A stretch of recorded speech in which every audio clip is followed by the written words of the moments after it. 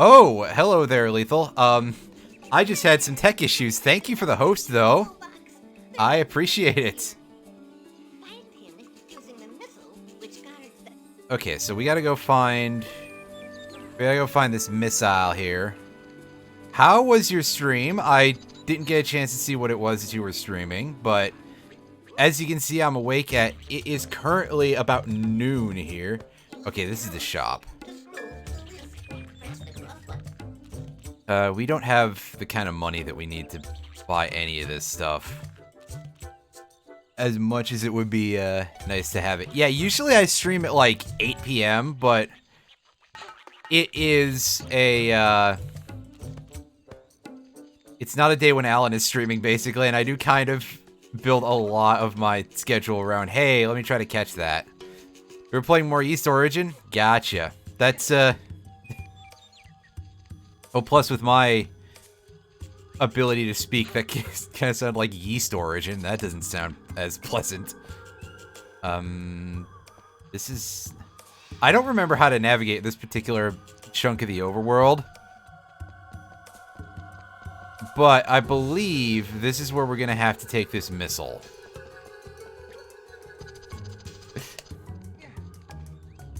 Oh, he'd like to hear the phrase Yeast Origin? No, I'm kidding. I know what you're saying. I think he knows. I may have told him at one point. I don't remember. Alright, so let's get on this missile. And not have the cool music from Menhir Hills.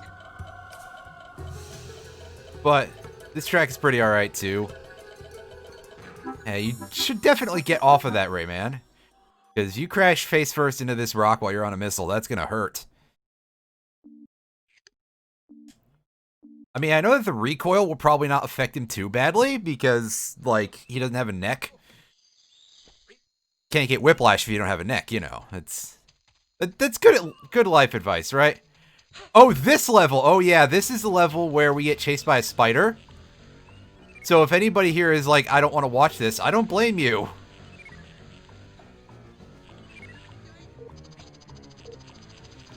Especially not when we get this sound effect and we've got just the piano, basically, going on. And this motherfucker is pretty sturdy.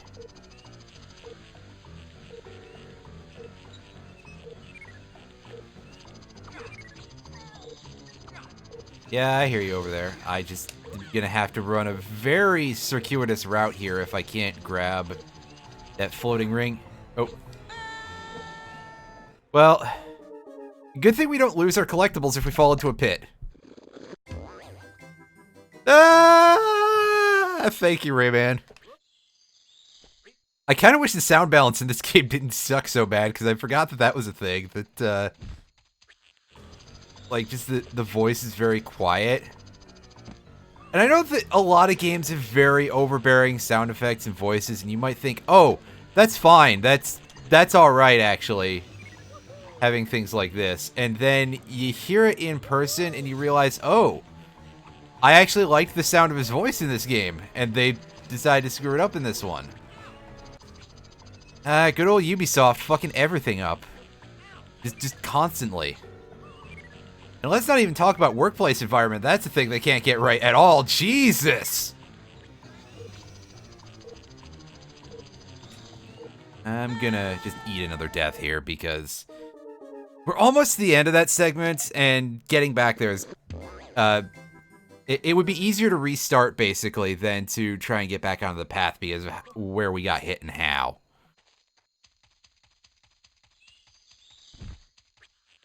You'll also notice the other thing about this spider is that it hits like a truck.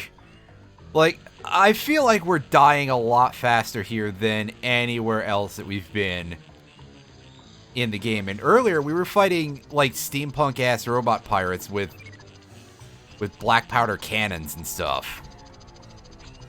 And where am I? Well, I'm dead-ish. I fell off.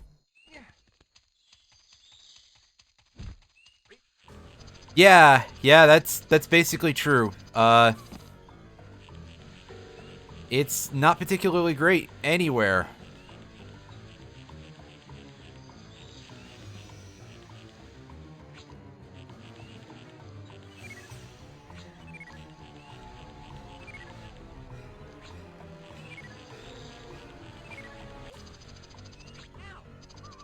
Okay. Okay, I think that's the end of this. Well, not quite. There's still a spider out there. Are we gonna keep getting chased, or is that actually the end of this area? Okay. So let's go deeper into this level. I don't remember what this level is called, by the way. We'll find out once we get back to the,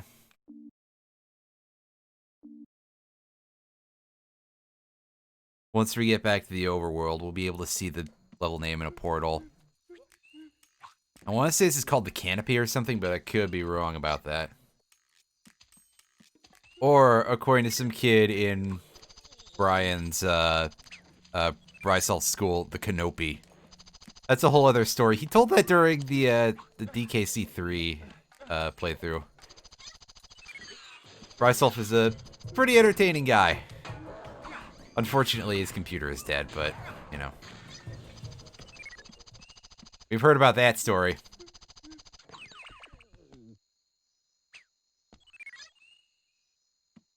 Okay, so if I hit... Which is that what I gotta do? Well, that opens the way for Glowbox here, who is going to have a very silly sounding vocalization and not explain to us how he's going to help us. Which is real great because knowing that he has a rain dance move will tell you which direction to go. Unfortunately, he doesn't tell you that, and in fact, the game doesn't tell you that that can be used to disable those red laser fences.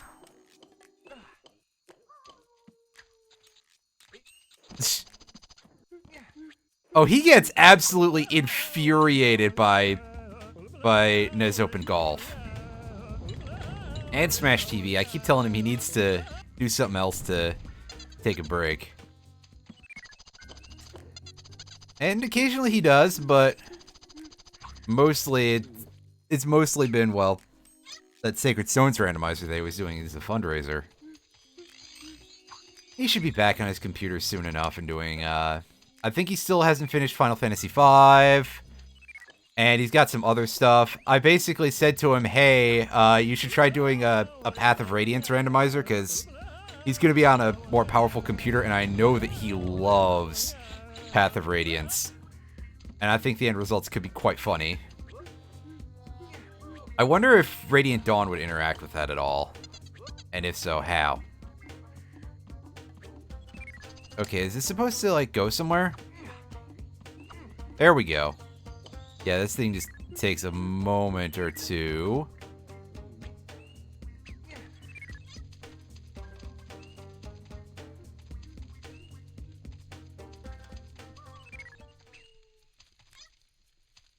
Got some fire going on here. We're gonna have to circle around and get Glowbox back over here, because he hasn't taught us how to do the rain dance yet, which is, I'm going to presume, what we would need to get through this fire. Or am I just gonna have to come back to this later? Oh, no, there we go. We gotta knock over this... Well, I guess it's a pirate mast, right? It's just kind of this weird pole that has a band-aid on it for some reason.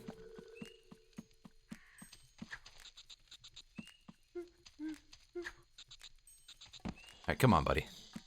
So yeah, this is kind of an escort level, but without so much of the, oh, the escort target can be threatened in some way. If you could not creak, that would be helpful. And that voice is, a thing. In fact, I want to say that that's, like, a different... I want to say that actually is a sound effect taken from previous version of the game, not the actual one. Are you afraid? So yeah, instead of the pirates actually physically threatening Glowbox, he just The warship and the pirates are very dangerous. sneaks off to a corner when the pirates I attack. had more of my powers. Powers? Glowbox, forget that. A good job, buddy. That seems like a pretty big thing to forget. A silver lum! Alright, so what do we get out of this? Yahoo! Yeah! He gave me lums to make your fist stronger. Do we just hit harder, or what's the deal? Also, like, it seems really strange that the silver lums are even a thing. I feel like they were supposed to be something you collected at one point, and then they just decided to remove them from the world map and just stick them to NPCs.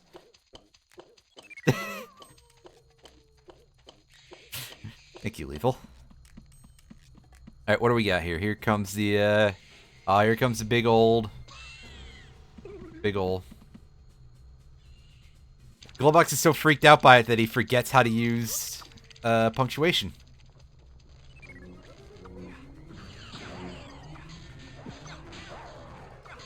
So this is like our first real-ish boss fight.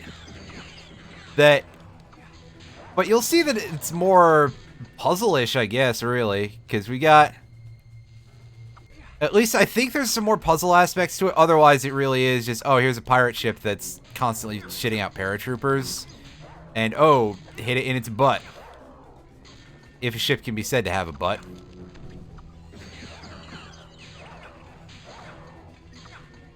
I feel that butt is not the correct word to describe the back end of a boat, flying or otherwise, but it is now.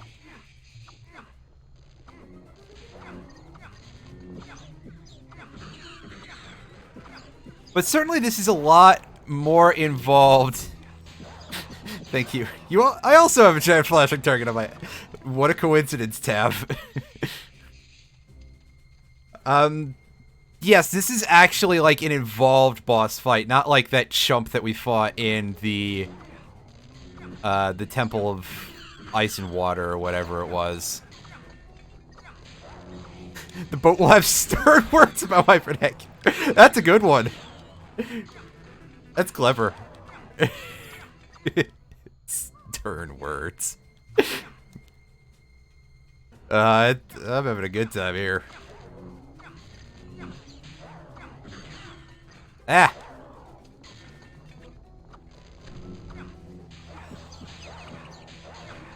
Okay, so maybe I was wrong that this was, like, more involved. I mean, I guess it is a little bit, but it mostly is just long. I seem to remember there being more to this, is all I'm saying. But that's, what, 6 hits and it's down? And it gives us a nice crunch. And we get some fanfare, you know, it's all good. And we got a laser wall here, so we gotta go back and talk to our doofy-looking blue friend here. Alright, we dealt with the boat, come on. Might have dealt with it a lot faster if I could have just hucked him at it, but... You know, what can you do? Honestly, if we had any sort of throwing object, that might have helped out. Alright. Disable these fences. A graphical effect. That's for sure. Hey! Really? You're just gonna... Ow. On the other hand, they do give you a good idea that, like, wow, you're doing double damage now. Yes, you've got orange shots. That's right, Rayman now shoots oranges. Am I going the... I got turned around. Cameras in old platforming games could be just kind of evil. I'm amazed the genre actually survived the N64 era sometimes. I hear a cage. I also see a spotlight. Oh, I think this is the site of, like, one of my favorite moments in the entire game. In a moment.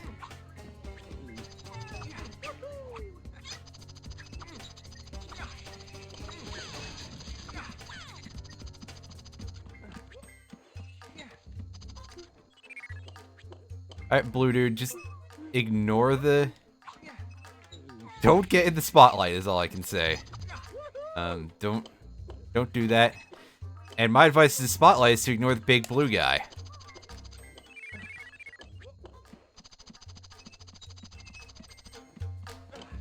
Alright, can we get in the bush? No, we need this goofus over here.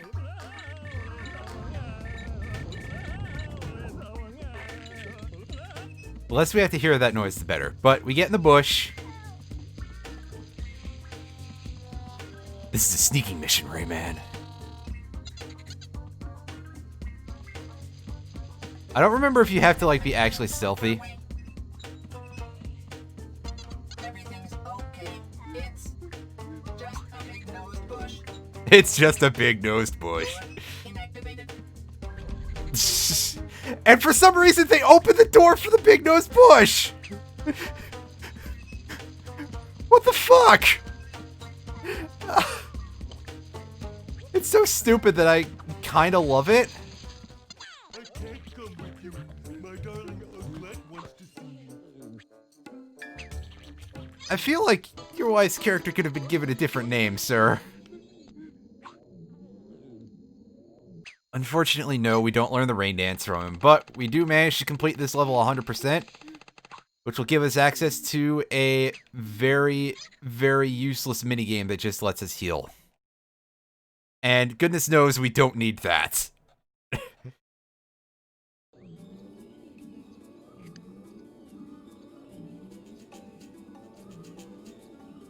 A schnoz.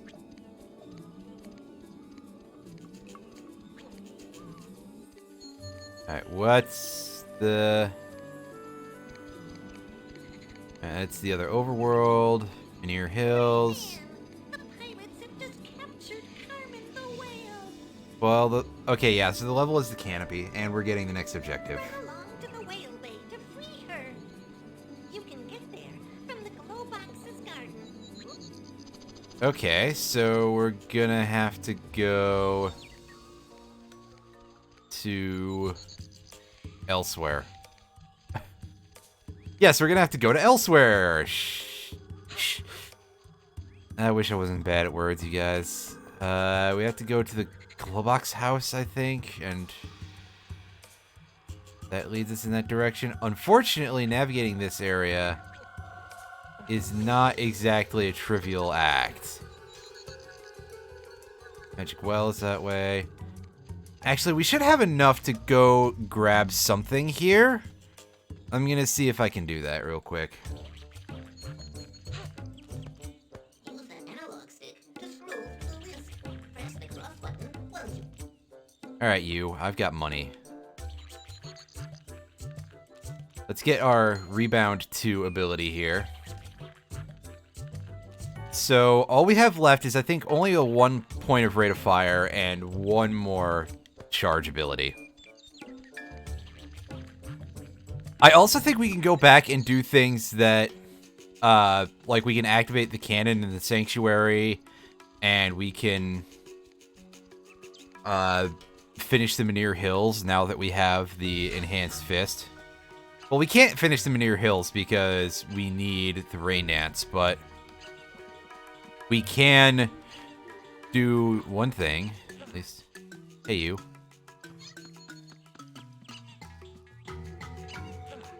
Can we throw the child? I can't believe that the first thing I do is I pick up as soon as I find that I'm able to pick up a baby, is it's like, oh, can I toss this? I don't know why the game would let me pick that up then. Way too early. Go back to bed. Back to bed? I mean, I don't entirely disagree with you, but I swear that I slept. Slept more than I meant to, in fact. But it is what it is. So here we are in a well. But this isn't like OOT or anything. Whale Bay is over that way. What's over here? Skull Cave. Well, one of these sounds more fun than the other, but I won't tell you which. Sanctuary of Stone and Fire. That level. Ooh. That one's a slog.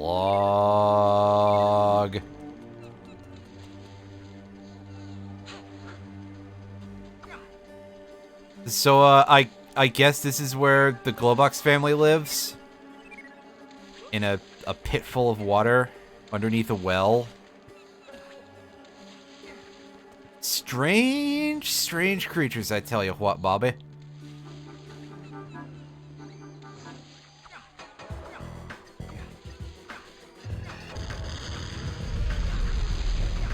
Oh, wow, the bit crunching on that sound effect, or just the crunching in general, I guess. That's pretty good. I'm not gonna lie, that's an impressive sound for sure. But you can see it, this rebound 2 is really upping our ability to fight things faster. At least to an extent. Unfortunately, well, this door is closed. And we're going to have to disable the security on this because otherwise it just spots us immediately. I guess Rayman's nose is that huge that it just gets locked onto instantly. So are we going up to this locality here? I don't know why I'm trying to go this much further down, but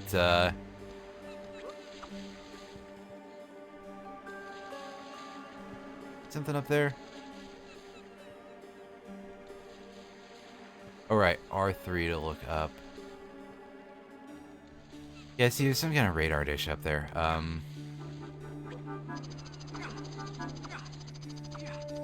Is that not the target we're aiming for? Okay. Well, heck. Something back here. It sure looks like there should be, but apparently there is not. Yeah, excuse me there. My nose itches, and I'm sure that it's better to deal with the vague muffled audio once in a while than to hear a sneeze, right?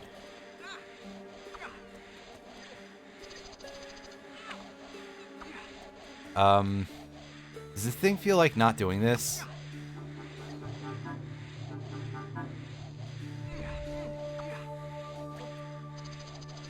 Apparently it does not feel like not doing this.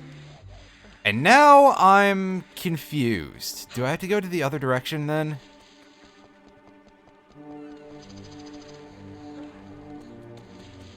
Or am I just gonna have to actually sneak past the spotlight and it actually does have mechanics? Because I didn't think it did. Way. Ooh. Oh, get a load of this lava. I can't cross it because it's too wide of a gap. Well, Weird. I'm going to reset the area. Hope that those goons don't respawn because they take a lot of beating. No need to save the game, but... Excuse me. Yeah, you can see that...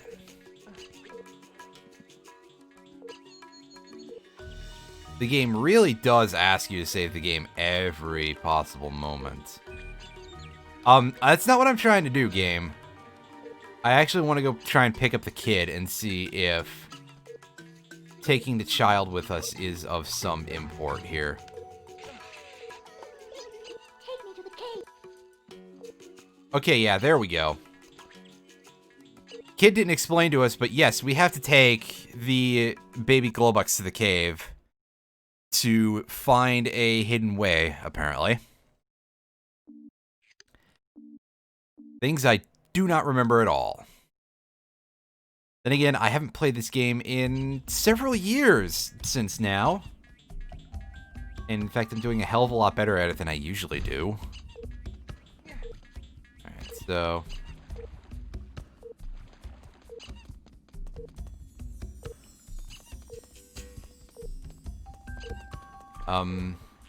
Do I talk to you? Do I get the thing to glitch out?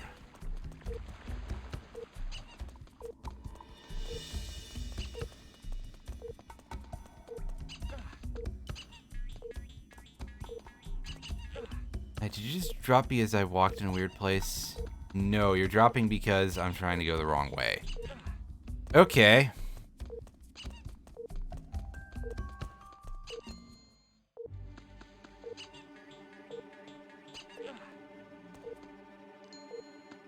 Alright, so if I try to go over there...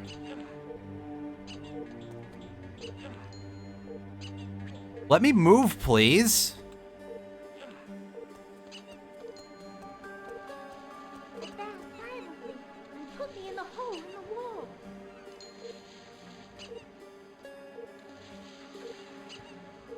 Okay, I really do not remember this part. But I guess I was right to think, hey, there's something going on over there. The door's open. You can go through.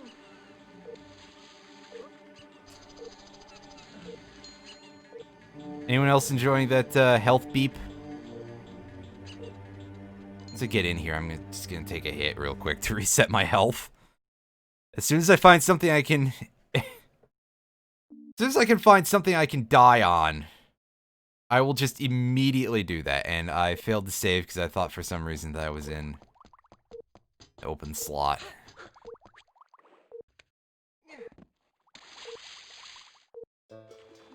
Yeah, don't worry, Murphy. I actually did not remember my swimming controls.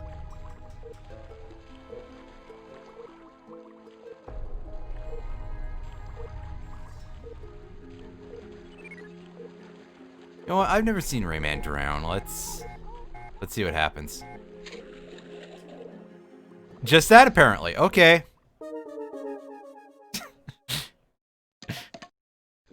Well then. Not much of a drowning animation on you, buddy. And... okay, I think that time I actually did touch the little mouse edge of my...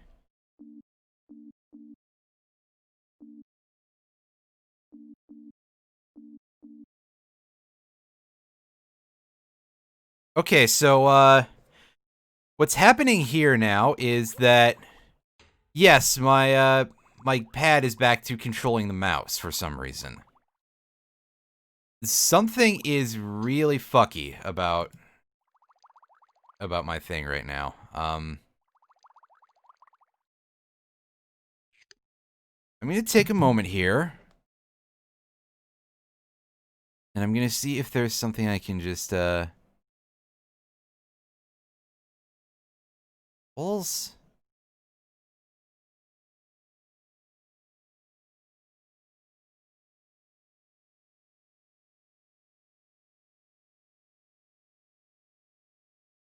Save that for the moment. I was gonna say, this seems to be back to normal. It does not. Well, geez, that doesn't feel great.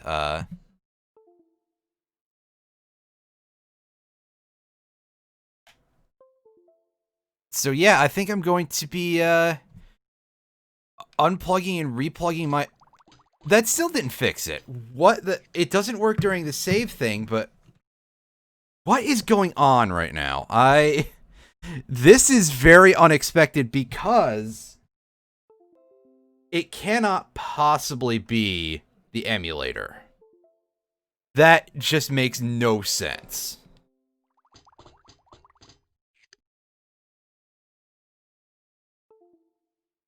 I think it's the program that I'm using. So, give me just a moment to fix that. I mean, this thing might be out of date, too. I think I'm using a version from, well, a while ago, needless to say. Is this gonna fix it? No. This is weird, is all I'm gonna say. So I'm gonna restart the emulator again real quick. And we're gonna see if this fixes things. Because I sincerely do not understand. And it's very unfortunate because I thought, oh, I'll do like a reasonably lengthy stream today. But if I'm having some weird tech issues... Yeah, see, it's still doing it. I don't know what's going... I don't know what's going wrong here. Okay, it's not doing it anymore. It was, however, moving the cursor around while I was in the menu and hitting... Or, well, when I was on the start screen. Where in the fuck is my cursor anyway? There we go. Okay, everything's fixed. And also, we're back at, like, 1 health. So, it's a good thing if there was a healer in there. A yellow lum. I am just confused right now. And yes, I know this is a strong argument for playing on hardware and everything, and I do own this game and could play it on hardware, but my capture thing for composite video was giving me some trouble with this. So this is what we're doing now. And hello, that's a very large enemy that we won't be dealing with for a little bit. Okay, just had to make sure that it didn't stop streaming either, because goodness knows at this point, the amount of weird tech errors that I'm getting. Anything could go wrong. I just assume that if it could go wrong, it will. Hey. Are you... Why are those on a timer? Why are there enemies that can hurt you in the area where you've specifically lined up like 5 health things to make it a healing area? Game designers, man. In the 90s, they were assholes. Thought I saw a cage over there. Fuck off!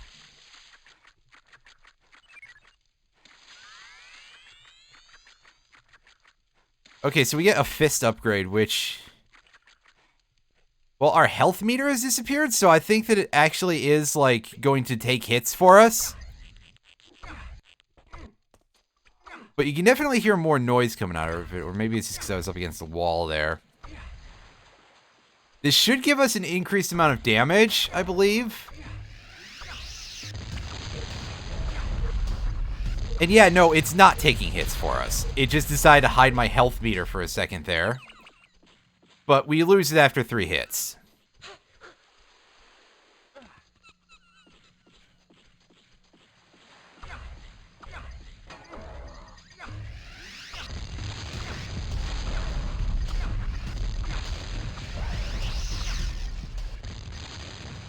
Also, for some reason, these enemies get like 2 years worth of iframes. This game is really weird sometimes about things like that. I'm not exactly sure why the enemies are immune for that long, but they sure are.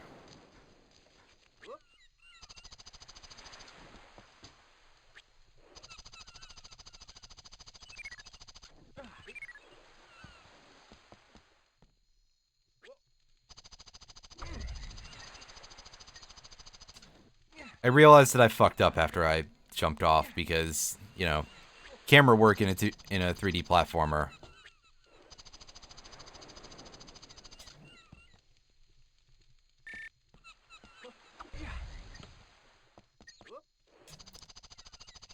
I tell you, if a 2D game had camera work like this, if Hollow Knight had this game's camera, I would not be able to get past, like, the first room of that game. Also, I think that's on a timer, but it might just have closed behind us for effect.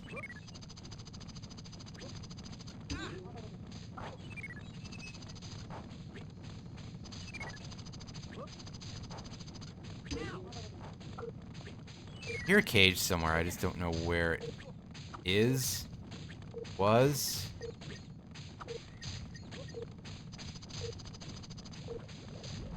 I can just get run over, I guess. Well, that's unfortunate.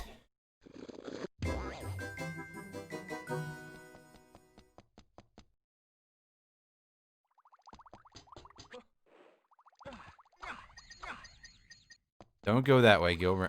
Yeah, see that big freaking boulder thing. Boulder. That big freaking barrel thing is an enemy. You can see it just growing a health bar as I throw some shots down the hall. And that's why you don't want to go that way. You want to go this way. I mean, also because it's very easy to reach that switch. And wow, that attack range. That fucker is still going. Can you believe this?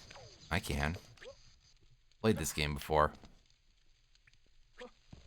A very long time ago.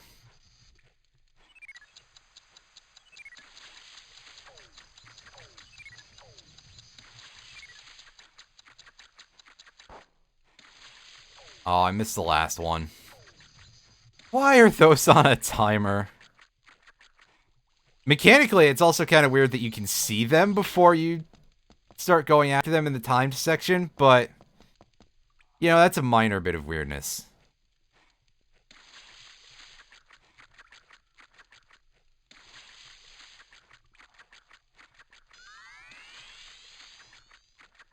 Nobody wants what you're selling, Piranha. Get the hell out of here.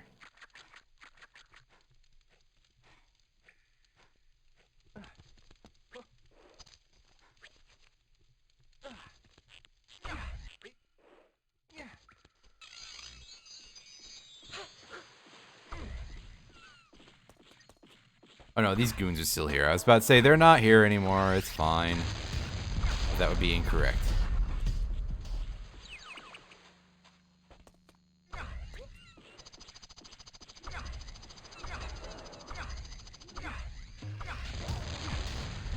Get out of here.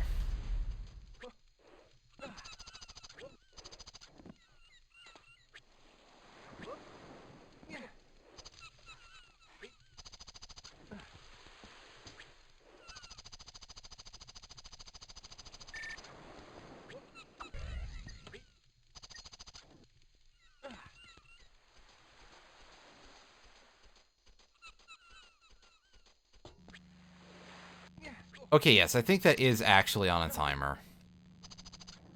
Which, I mean, that's one way to make a one-way door.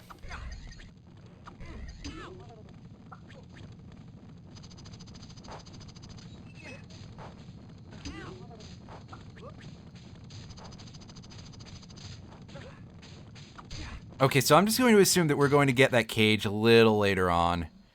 And yes, thank you for the zoom in on the target that we have to deal with here.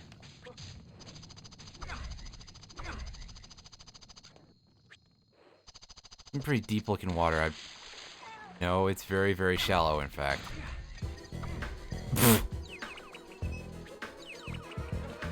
Nice one shot there.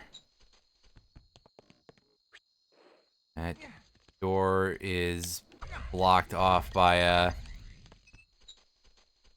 Oh, did I screw this up? Do I have to get that cornball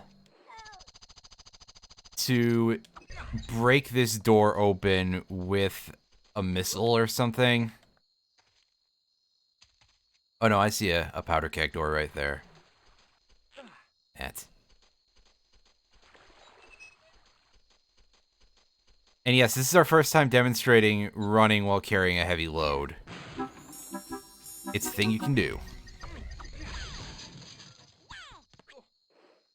Alright, so there's a hula hoop that's a little confused as to how to get where it needs to go.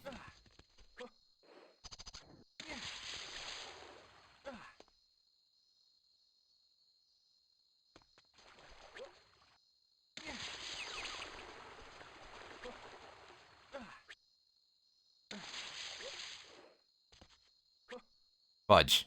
I can't go back up there. I wanted to make sure that the creaking sounds of the cage were just from that one.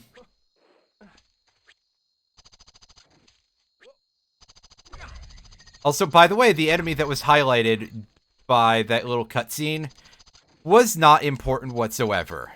The game was just like, oh, look out, there's this pirate here. And while the enemy fights in this game are like, scaled up a little too heavily, they're not that disgustingly threatening that I need the game to give me, you know, 50 feet of early warning about one dude who went down in one hit. Granted, it probably would have taken a lot more hits if I didn't have the Power Fist upgrade. Or, power up. What you got for me, Murphy? Hey, Rayman! Carmen the whale is trapped. We heard. The pirates want to use her blubber Excuse me. to oil the engines of their prison boat. Ooh, that's a little gruesome. Of Go help her, fast, before it's too late. Are we on a time in a swimming level? Wow, that's mean. I actually don't think that we have to worry about time whatsoever until much later in the level. And even then, saying that it's truly timed is a bit of an overstatement. Plus, you know, infinite lives. Infinite lives. We don't really care about that kind of thing. Like, okay, our health meter might get depleted, but it's not a boss fight.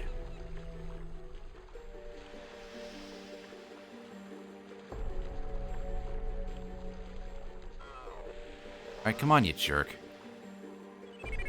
On the other hand, these death clams only stay open for, like, only stay closed, rather, for, like, a second. So, that does make life a little bit easier in terms of negotiating with them. Very much unlike real-life bivalves, as far as I can tell, especially when they're just resting on the ocean floor. I'm pretty sure they stay fairly closed most of the time.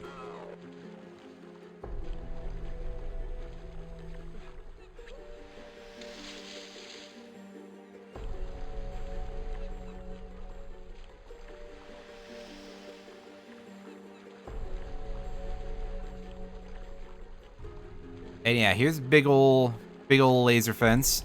Just wanted to show you the big ol' laser fence. That is our ultimate goal for the moment. Where's that big laser fence? We'll figure it out later. A lot of really over-the-top shadow going on there.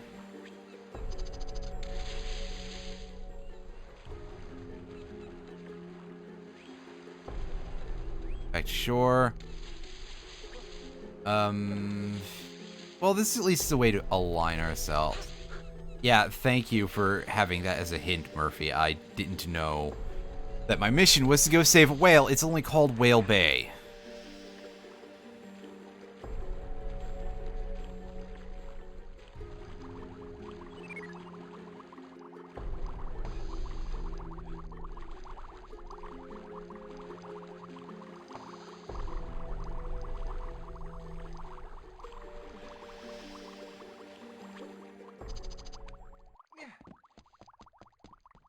Okay, this level, I remember there's some frustrating stuff here. I don't remember how much of it is necessary, because, yeah, you see over there, there's a bunch of that stuff. Unless there's a way to wrap around to it, there is no way we're getting to that. Not without some help.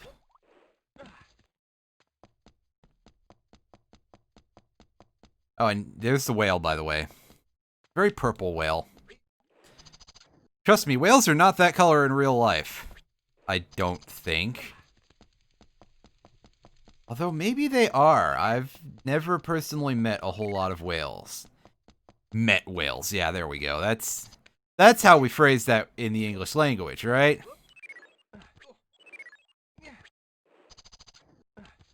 And we all know that I am a master speaker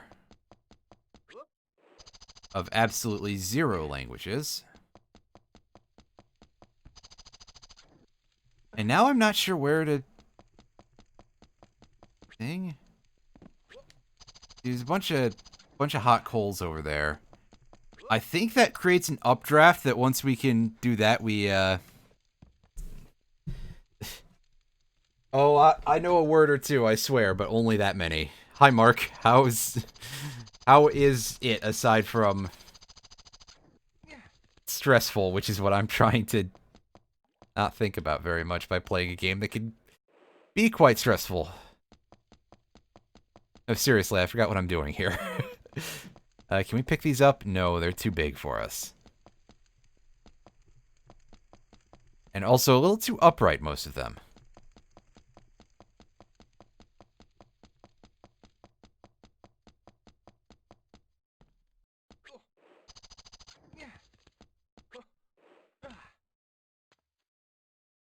Here's some other noise. Yeah, that just goes...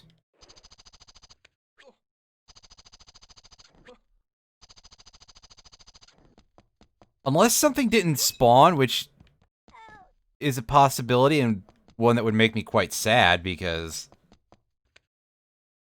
in that case I'd have to cut this off early, find something else to do, and then come back to this game once I'm sure that I can capture it properly on hardware. That wouldn't be great. That would be a very lengthy process. Either that or I just legitimately don't remember how to do this level is definitely always a... Oh, is it requiring you to have a PayPal account for that? Oh, that is unfortunate. Especially because I don't think that there's a way to just send money on PayPal without that. If it is, because like if there is just a way to send money to a PayPal account without requiring someone to without requiring the sender to have a PayPal account. See, eventually I'll get my words together here. If that's a thing that's doable, I can just send you a link to that later, but I don't think there is. So, yeah, unfortunately, I think you're stuck on that one. And goodness knows that, like, all of these all of the services of that ilk are kinda awful in various ways.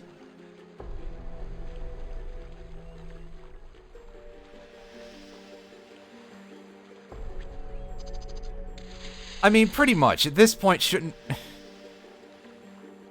My first thought is, like, shouldn't all money be digital, but I don't think that's quite where that's going. But, you know, basically...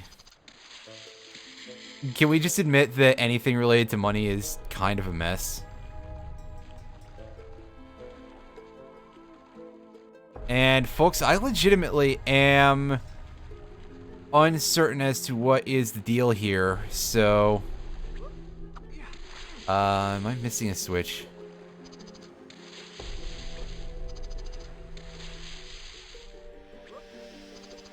Oh, don't get me wrong, it's not as if we didn't already know that everything related to money was awful. It's just every time it comes up, I'm gonna say it again. Capitalism bad. Capitalism, why exist? Oh, right. Because a bunch of people who had nothing real want to lord it over people with... Wanted to lord it over other people, basically. It's more complicated than that, but...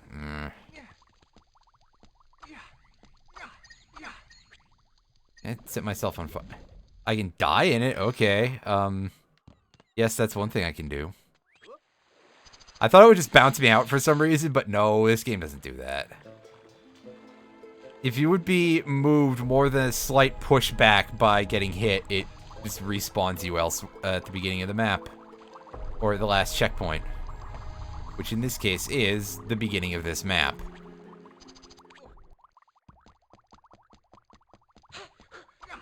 I'm doing one last double check of this area. And then I'm going to do something that I'm kind of embarrassed to do for this game. Because I've played this enough in my life that I should know how to do this stuff. And I'll... Oh. Oh. Okay, so all of this is just kind of actually quite relevant, but not to the dealing with the whale thing.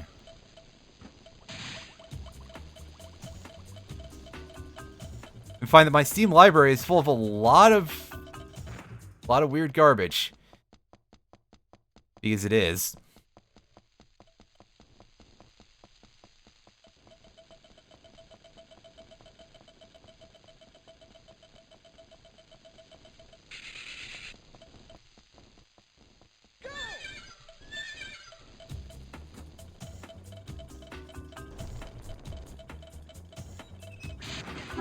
Is that the one, the version of it where,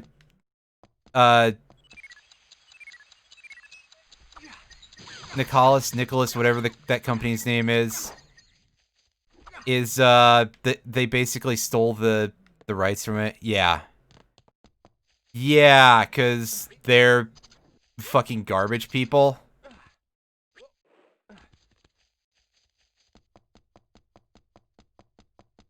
It's almost unsurprising to hear that there's a large amount of exploitation in indie game stuff, too, but...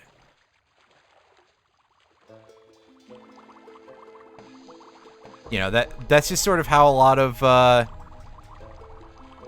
happens with a lot of independent art, basically, is that someone will create something, and someone will come along to sell it to them, and they will destroy the creator. And let's not even talk... Or what'll happen, with Chucklefish happened, basically. But that's a whole other type of situation. That's just... Ooh. That's a very unfortunate story.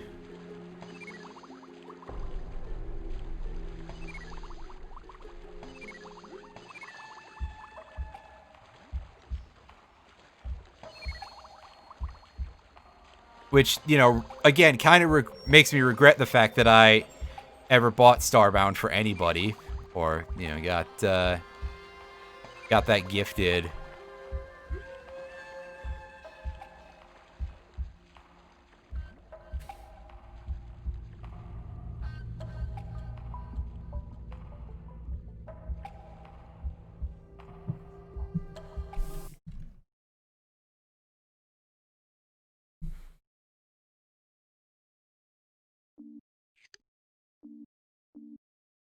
Alright, so 12 minutes of me not seeing a really easy to notice switch. I tell you, the camera angles are just the worst part of any 3D game basically at all, but especially 3D platformers in this era. Oh no, not the piranhas.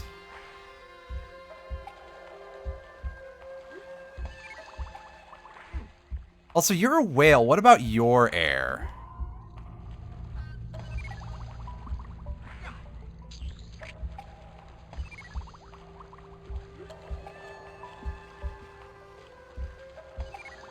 I mean, I've played Echo the Dolphin. I know how this stuff works. Actually, no, Echo the Dolphin is not, Echo the Dolphin is not going to tell you anything about, reality whatsoever.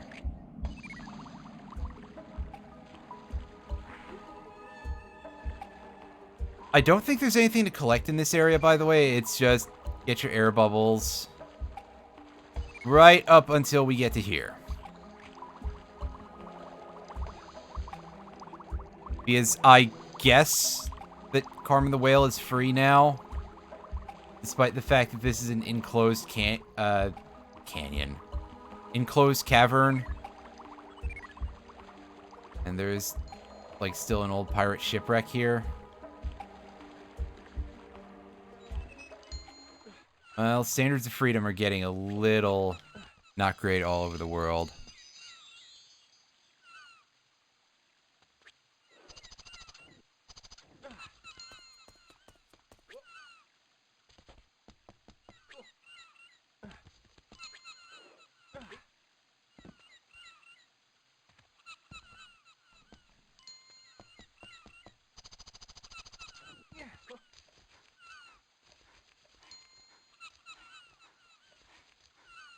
There's a lot of stuff that I need to play at some point. Definitely true. We have, like, nothing for this level so far. A whole 27 of our yellow lum contingent here. That's kind of a needless, purple ring there. We shouldn't need that much health. Not out here, where everything is safe. Is there even anything in the water? I'm going to scan the water here.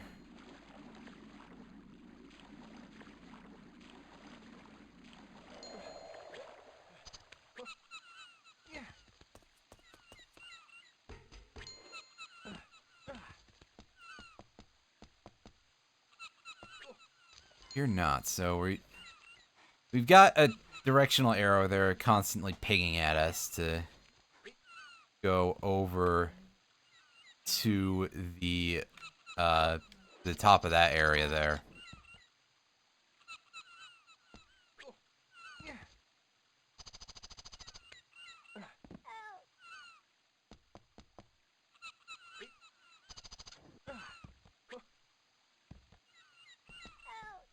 I just picked up Hypnospace Outlaw a couple of days ago, by the way, so I am definitely going to be playing around with that pretty soon, because I watched somebody stream that, and I was like, that's pretty great.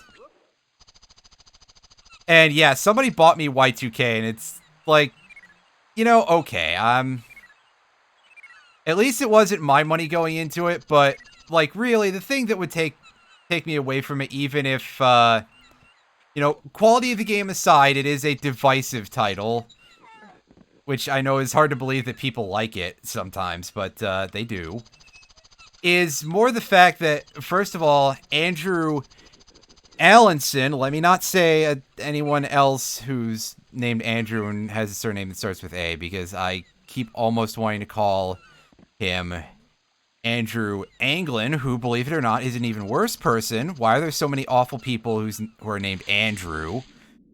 First of all, Andrew Allenson is kind of an asshole, and second of all, Chris Niosi, who voices the main character in the game, is, well, a complete piece of shit, a huge big-time abuser. It kind of makes me think of, like, weirdly enough, and I know I keep bringing this movie up a lot recently, but I did see it recently, and it had a pretty strong effect. David Cronenberg's Videodrome. And that film stars James Woods as kind of a huge piece of shit. And as it's turned out in the years since, James Woods is pretty much a huge piece of shit himself. So, like, it makes sense, but it doesn't make it better. In some ways, it makes it worse. I will otherwise, however, reserve judgment on the themes of Y2K or its gameplay, because all I've seen is video, and point out that I don't think it's a good idea to call your own thing postmodern. Let other people do that for you.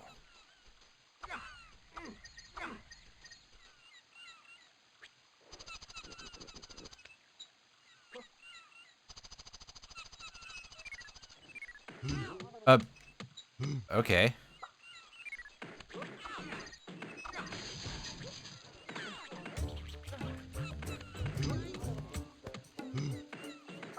Yeah, pretty much. That's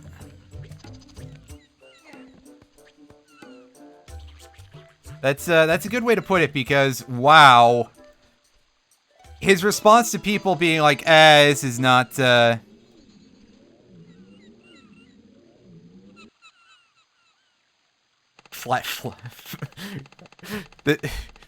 Wednesday has made me unable to pronounce words. Yep, we got squished by the big pirate.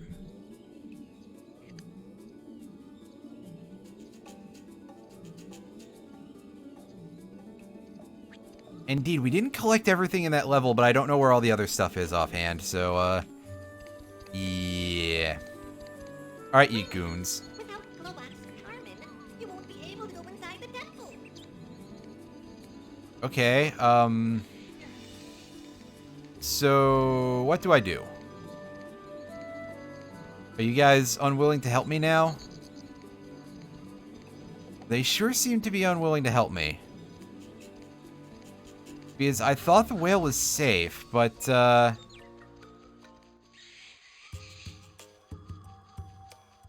well, safe fish, I guess. And we broke Glowbox out of jail.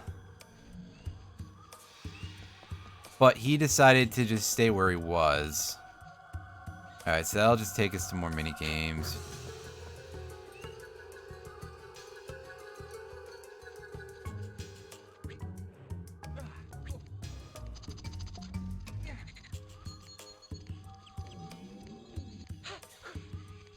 Well, this way,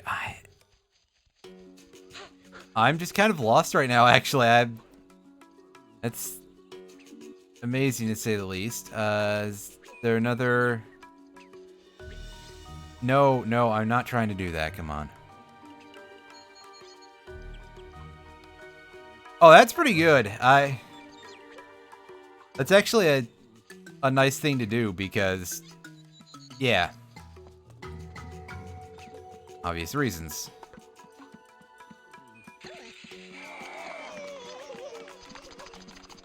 Oh, hey, these two nerds are hanging out here. Yep. By the way, the little ones found a little cave and well. You should go and see. Found a little cave in the well?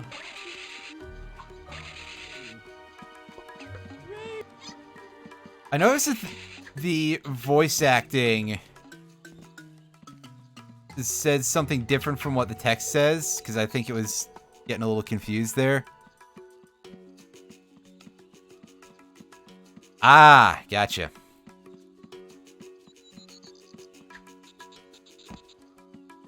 Phasmophobia, another game that I don't really know a ton about. I know that it's very popular right now, but otherwise, that's about it.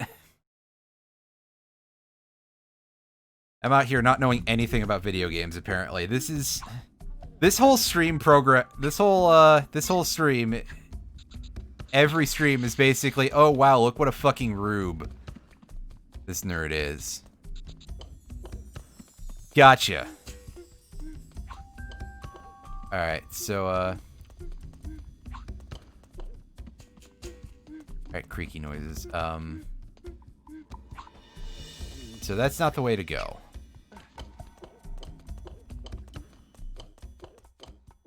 I want to say that the Skull Cave actually leads to the Tomb of the Ancients level, which is much later in the game.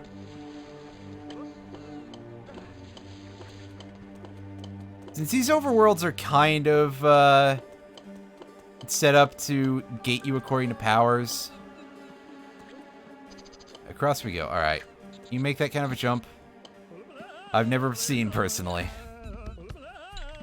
You make your funky noise.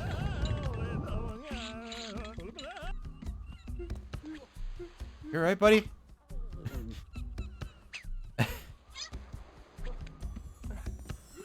And oh look, a checkpoint in the overworld. As we walk into the next level, and this one is a pretty long one if I remember correctly. The Sanctuary of Stone and Fire, it says. More like the Sanctuary of Slog and Oh. Slog and Slog. Yes, there we go. Perfect.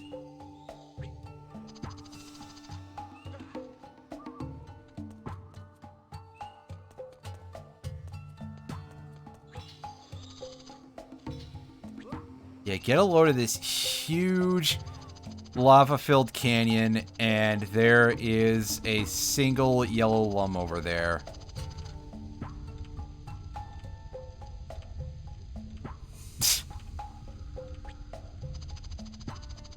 And oh look, a little hole in the wall. What? There. We'll find a way to deal with that in this level. Temporarily. We're not suddenly going to become immune to lava. That would be quite over the top.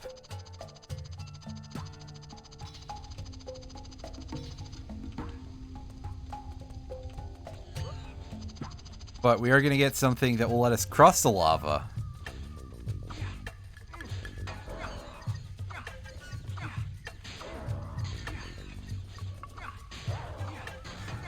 Uh-oh. I'm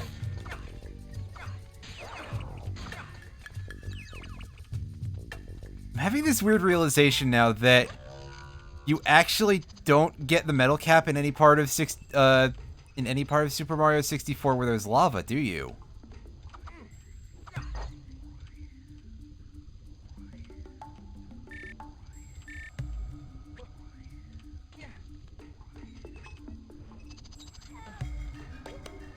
And there's a fist power-up up there, but I know I've gotten it before, but I don't remember if it's like super easy or if it's a challenge or something.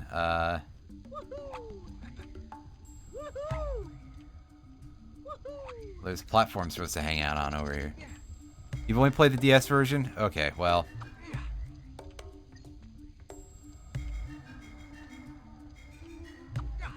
See if I can hash it out mentally. Yeah, there isn't one in the Fire Sea. There isn't one in Lethal Lava Land. There isn't one in Snowman's Land where you get the ice water that sort of behaves like lava for some reason. It's just too cold.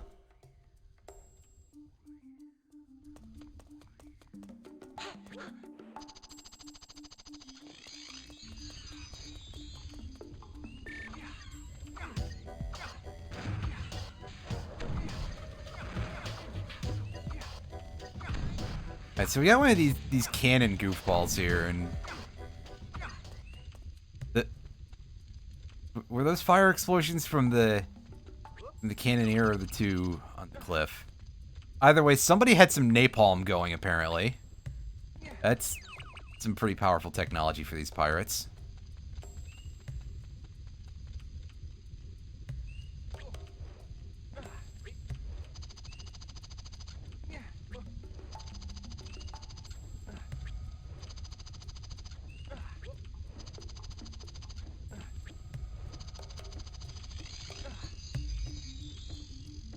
Hi, Murphy. Jump to get onto the plum and shoot to go forward. Warning, the plum moves in the opposite direction to the one you fire in. Ooh, this sounds like hell to control. You can throw it in the air by pressing the cross button, and you can throw it in front of you by pressing the plum. Yeah, moves it's just on like lava everything. As well as water. Oh. Well, you heard it here first, everybody. Plums are immune to lava. And why not stick one on a post? I feel like I can think of many reasons why you wouldn't want to do that, but When it's far away, shoot it to make it move. Don't hesitate to use it against your enemies. I don't think all these voices were recorded at the same time, everybody. Alright, so, here we go. This is why this level is a nightmare. Aside from the fact that it's just the longest thing in the entire game. If I was doing this in my usual hours, I probably would be here, like, the entire rest of the stream. But I'm up early, so,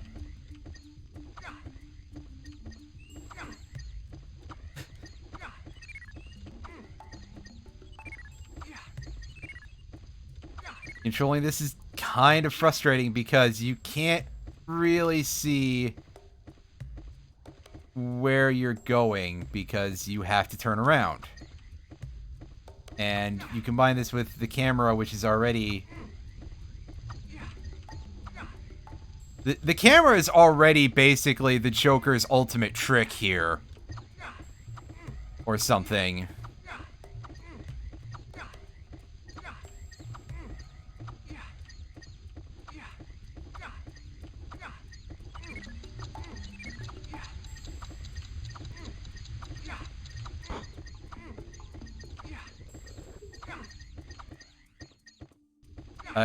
Please stay on the ground. Alright, we hop off.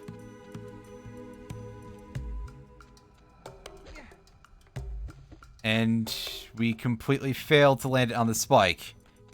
Murphy, that's why not try to stick it on a post, because it works about as well as you would think. Sometimes it locks on perfectly, sometimes you're just a little off.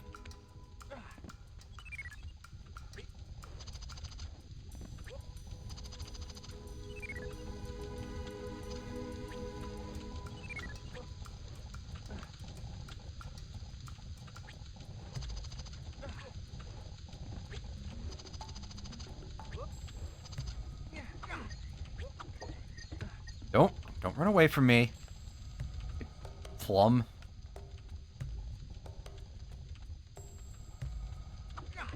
Yikes!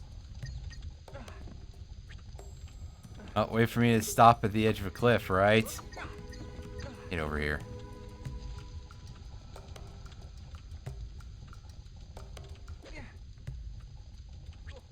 Alright, so that magnetized very nicely onto this little stick here, and it's not going to hold for very long. If we take a step down, I think we drop it. Yeah. Okay, we're fine. We just have to approach that very slowly, otherwise it will not go very well. Catch. Get in position. Throw upward. Not throw up, that's something different.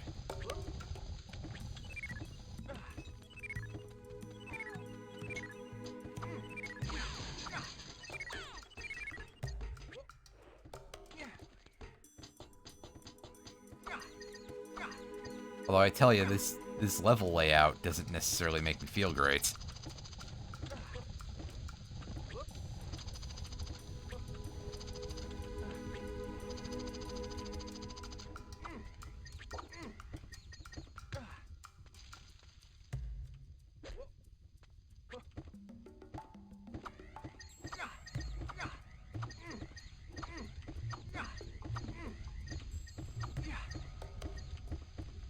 We'll go back in there. There's no point to it, I swear. No point to going all the way down the canyon either. Gotta go back this way.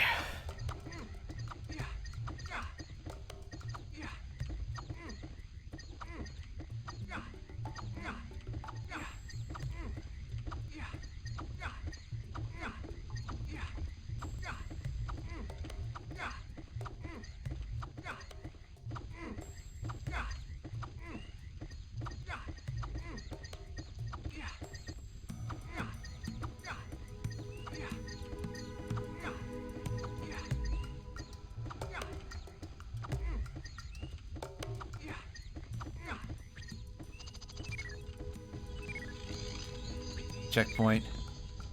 Abandon the plum for a moment. For a moment at least. It might be more than that.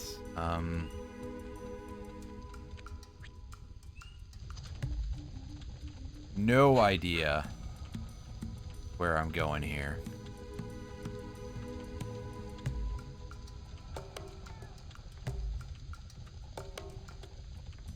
But it's not this way.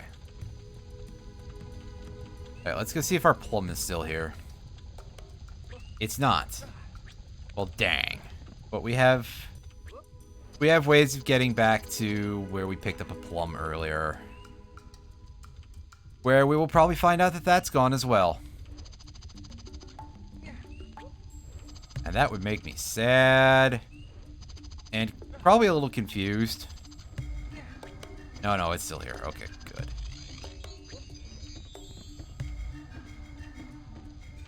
And there it goes. We bumped it with our ass, and it's back up the river.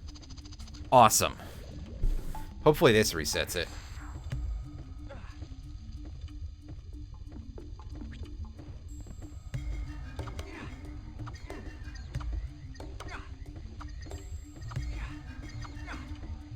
Oop.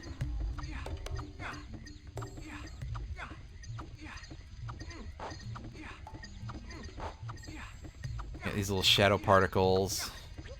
I think these things, and like every other enemy here, can knock you off of those.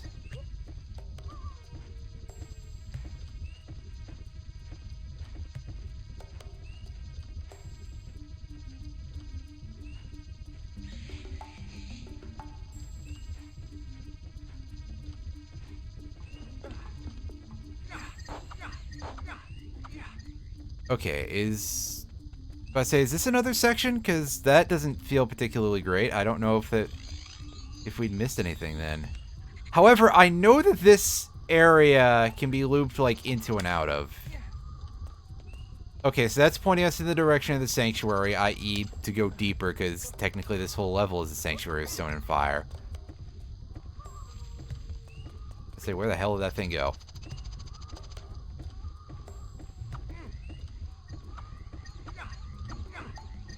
Alright, so we're trying to get everything because I think you actually do need 100% completion to beat the game proper. You know, like get to the final boss and everything. So this is a level where I believe we can get everything. At least I sure freaking hope, because it is so very, very long. And a lot of parts are quite hard. And others are just full of plums.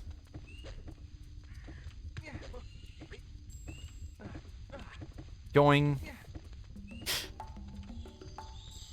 So we go in here and we eventually are going to loop around to another exit that's a little higher up, overlooking that lava pool at the top of the thing at the top there.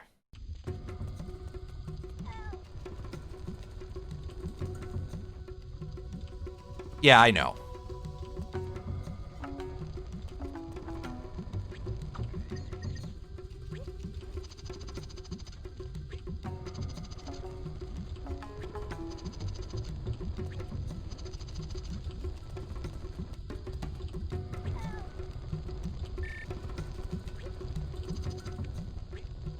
There's a cage around here somewhere, but I don't know where. And having no camera controls is not helping. There we go.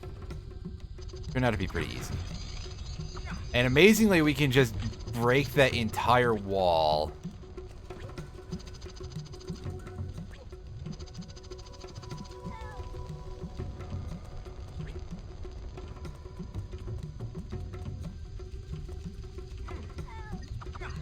Oh, I see you over there.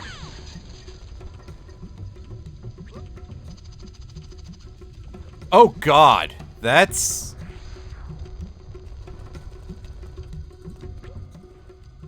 Well, now that's just strange. It makes a silly noise when it falls in the lava.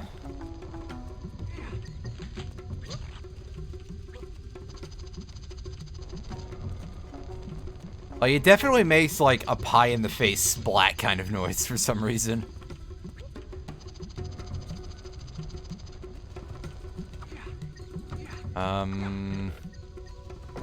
There we go. I see now. The pillars have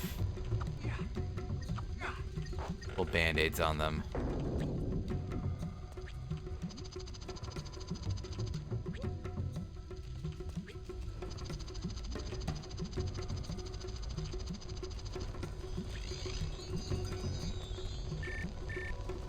Can we turn this flamethrower off?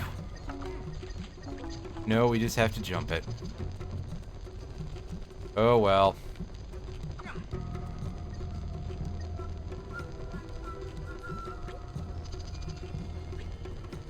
Oh, this is automatic? No. Not an automatic, man. Whoa. Fuck.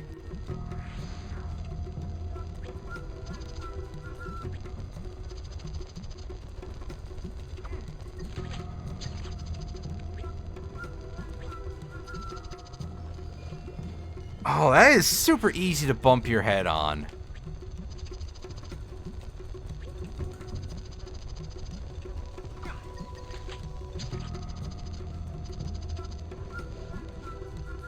It doesn't help when I accidentally walk off the platform instead of hitting X.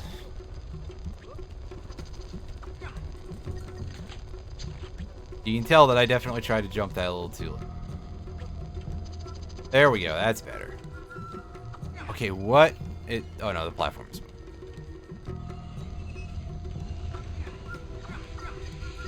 Oh boy, everybody's favorite auto-scrollers. While we're being ambushed by bats.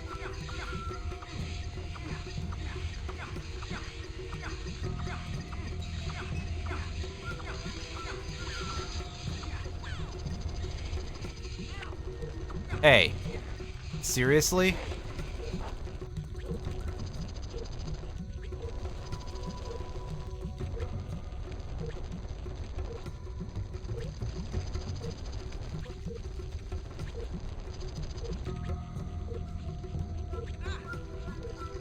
Did I get hit by something? Well, I got health back.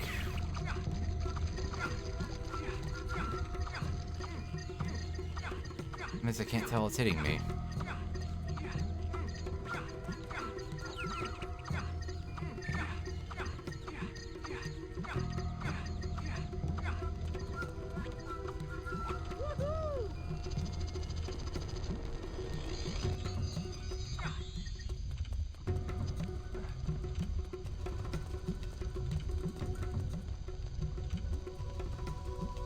Also, really enjoying all of these pipes full of lava, just pumping it straight into this area.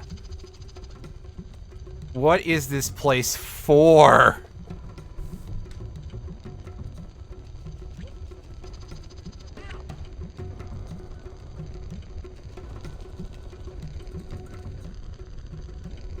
That's perfectly fine. Take your... Do your other thing over there if you want. And... I just took a bunch of hits. No, seriously, what's with all these lava pipes? Is this just like...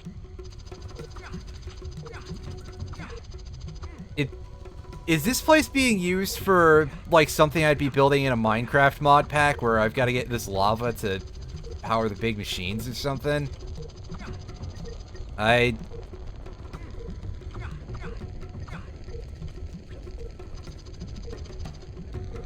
Aw, crap. We were almost to the next checkpoint. We gotta restart this whole area of map over again, but thankfully we don't gotta collect any of that stuff again. So there is that.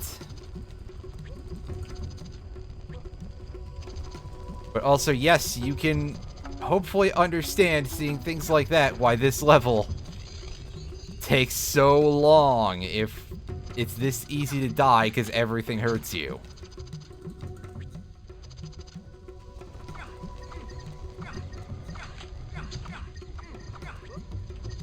And I'm pretty sure we're going to be starved for red lums because I don't think I saw any except for, like, maybe one this entire area. Not counting anything that was dropped by enemies because those don't count. They just don't. I don't know who made the rules, but it wasn't me.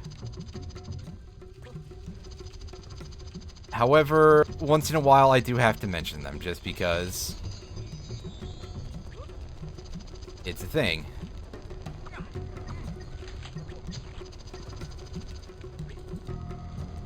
It turns out that that's one of the other rules. Sometimes you just have to mention that the rules exist.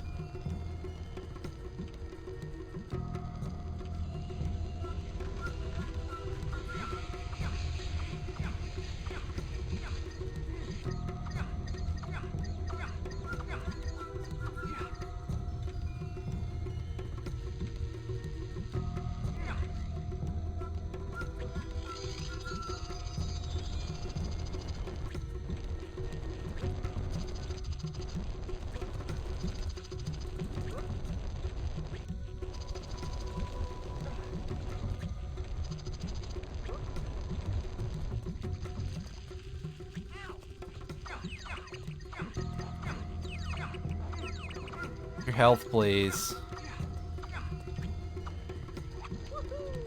I like to be as close to full for this area as possible because it's not particularly one that I'm good at here. Alright, drop down.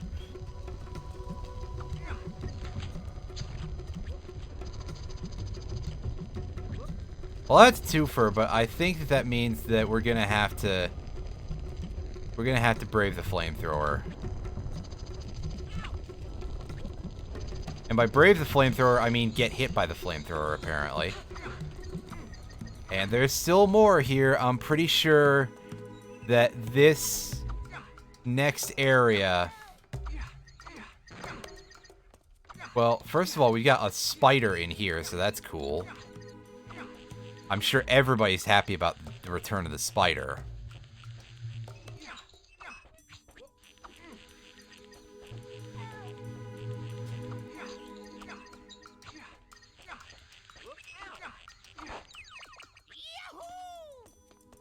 I think that is cause for celebration, considering how chunky that thing is, Rayman. And there's still more to explore in this area. Well, here's some health. Unfortunately, we can't save any of that. We have to get it all in one go. Down the middle.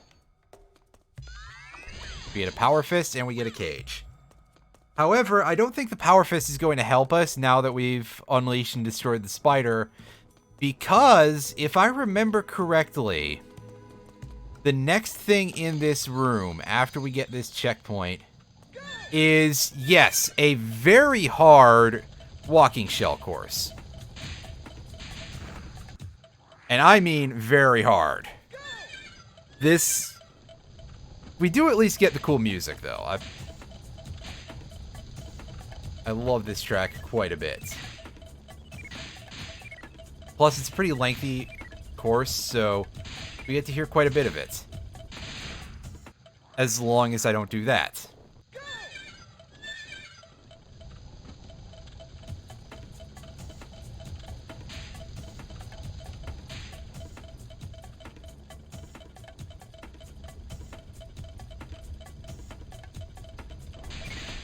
Yikes. Getting across that gap is going to be an absolute piece of work.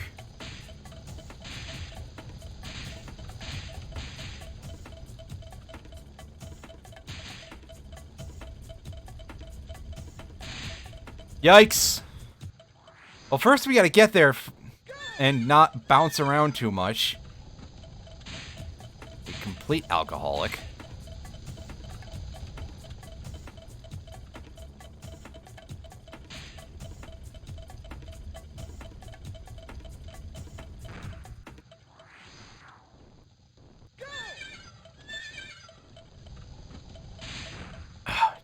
Well, that happened.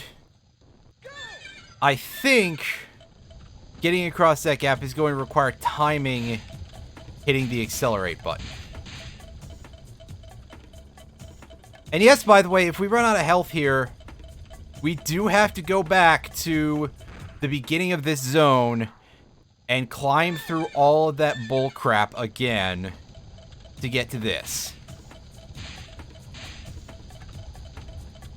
Which is as gross as it sounds.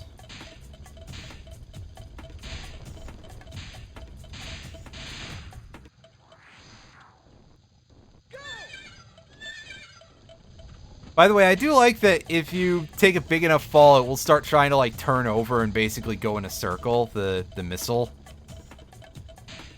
It's very, very amusing. Yikes! I'm doing this wrong. I'm doing this wrong.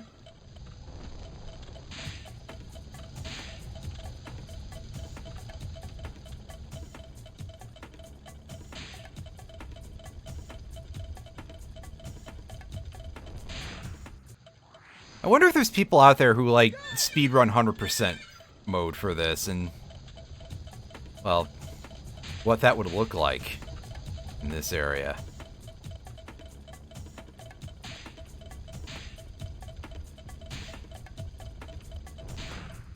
As much as I do love these things, they are a little bit janky.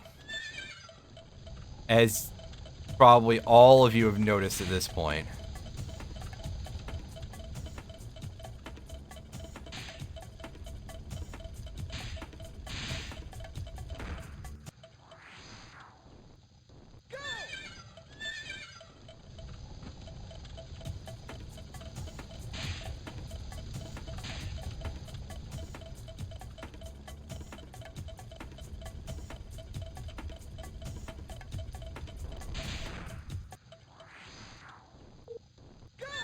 And yeah, we're getting close to a point where we may have to restart doing this entire area, which... Yeah, I don't know how to get through this other than abandon the missile, which I don't think is going to be what I want to do here. Oh! Did I just jump with it? Instead of launching it? Because X usually just makes you abandon the missile. Okay, yeah, so hitting X in a course like this will make you jump, which the game doesn't tell you. Okay. That's strange. I'll be back in a couple of minutes here. Be right back.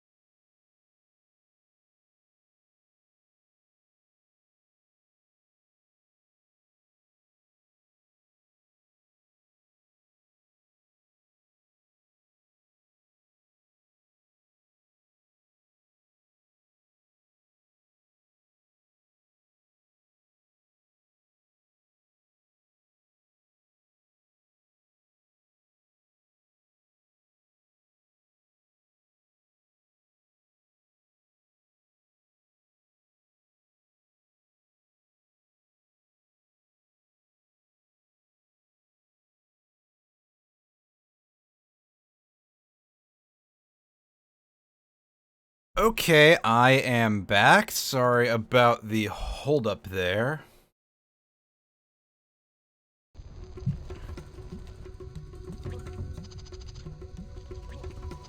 Decided to go get a drink, and I turned the fan on as it's quite warm in here today. I mean, I'm pretty sure it's in the 60s outside today, which is pretty intense for November in this part of the country. For anyone watching who is not from the US, yeah, it's in the 60s Fahrenheit, not the other 60s. That would be absurd. Global warming hasn't quite hit that level yet. Despite the best efforts of a shocking amount of people in this country.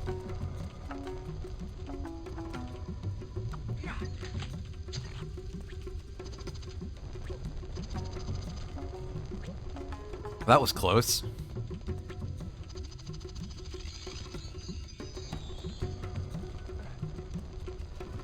And I just kind of screwed that up. This is the part, right, this always throws me off because it's very hard to see these weak spots on the pillars. Can they turn correctly, please? There we go.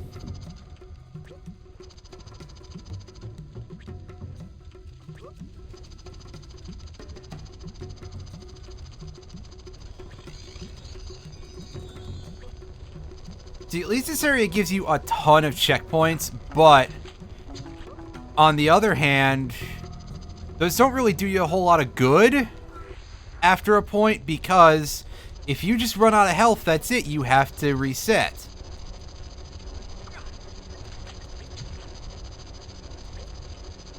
Also, I believe I just got a huge sound glitch. That's pretty amazing.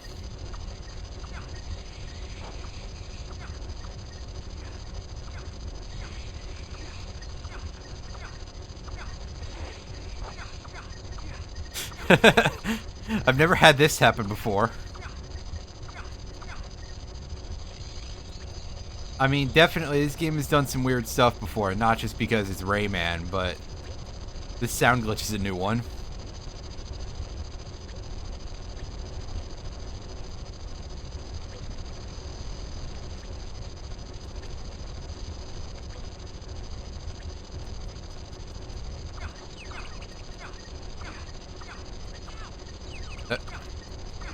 I really can't see those enemies worth a crap. I don't know what hits me in those rooms. That, and...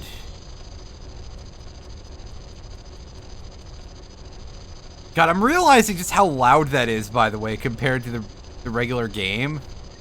What the hell? That can't be great for anyone on the other end, either. Like, plus it's probably drowning me out. I'm glad I turned my listening volume down a little bit, too, from what I usually do, because it's kind of like, oh, it sounds like an air conditioner in my ear.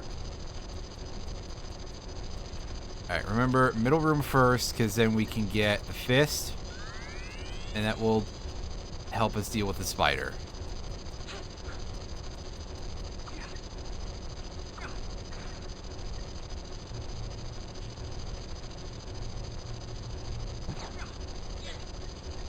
Yep, nice one and done there. Alright.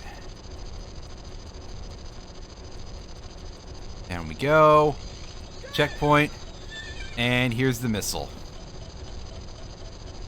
Where I can't hear the music, but I can hear it going thunk, thunk, thunk, thunk, thunk, thunk, thunk, thunk. Awesome. I'm so glad that this sound glitch has happened, and I hope this persists throughout the rest of the stream. Well, it didn't go away when I crashed into a wall, that's for fucking sure.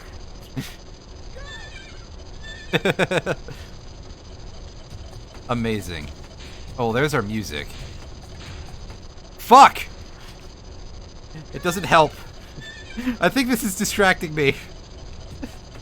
But also, it's, like, kind of funny.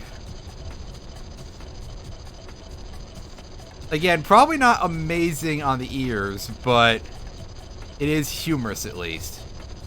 And there we go. That's how we deal with this. We jump, and then we start getting this loop-de-loop here, and we fail a jump, of course, and restart.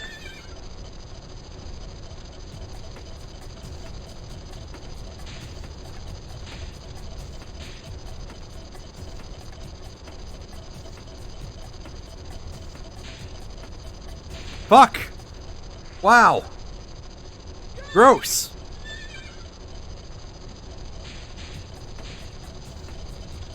Good God. These controls sometimes are just kind of the worst. That said, I still really do like the walking shell concept in a lot of these areas, but wow, sometimes they are just needlessly infuriating. Wow! Stop it, you fuck! You monster!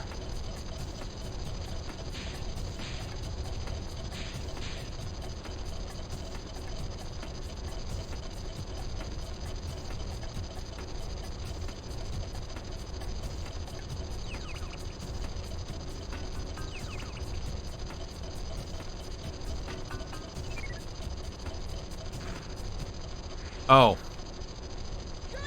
I did get that yellow lum at least, I think.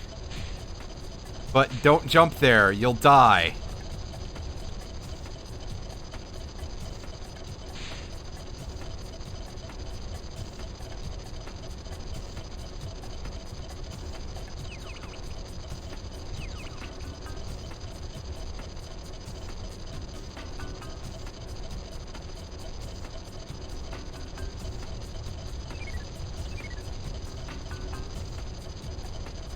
Okay, for some reason they can go over lava? Alright. I confess that I don't understand, but I'm not going to question.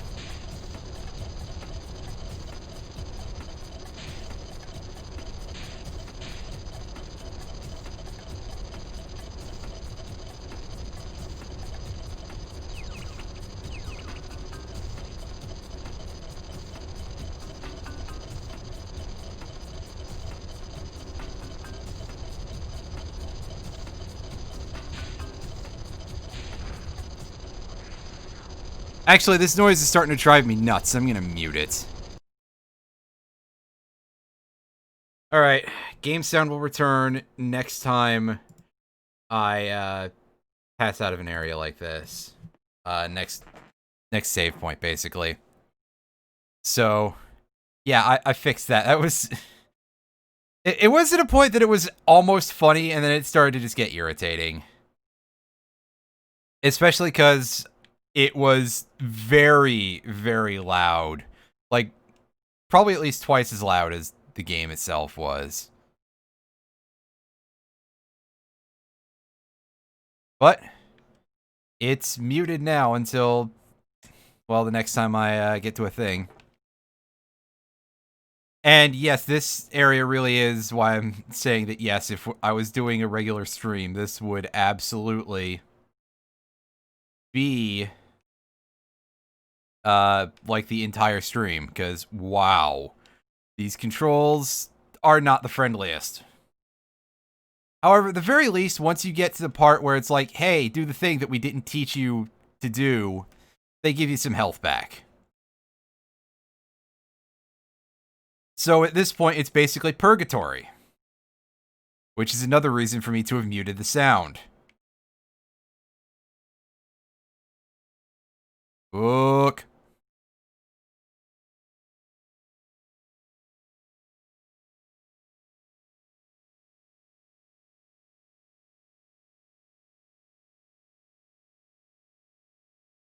Wow, okay, sure. The floor just decided it was made of rubber. Alright.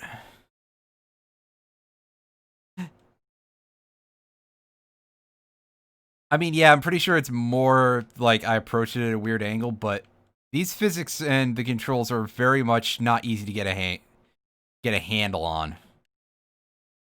I almost said both hang and handle. Not easy to get a handle on.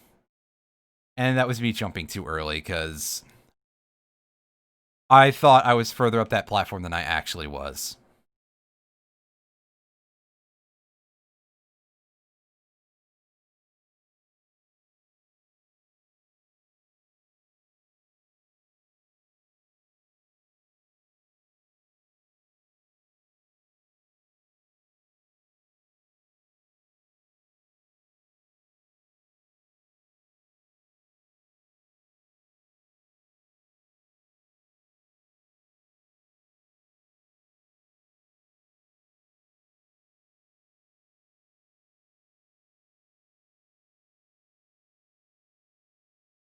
Left. Really hard right here. Onto the lava path. Slip off, and apparently my brain was going, hey, yeah, the other lava path looks good now, too. No, it does not. I'm really not sure, by the way, why this thing can run over lava, but I'm not gonna question it. Because otherwise that would make this section very, very hard. It also can run over the death thorns, which, you know... I mean, armored feet, I guess.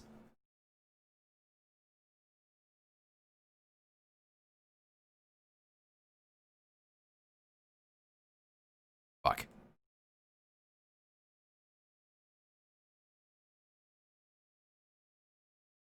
That was strange.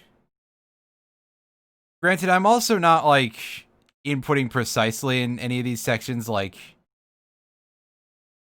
I'm definitely not doing this as, like, you know, I'm not a speedrun level player, basically.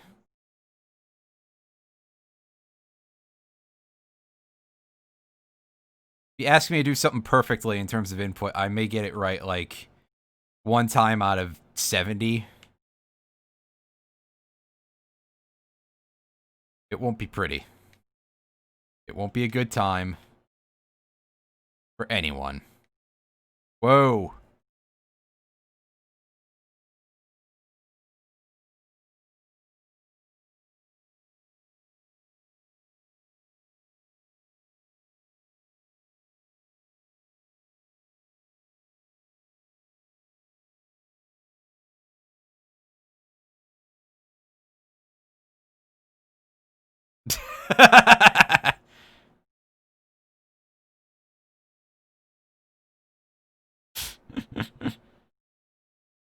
Ah!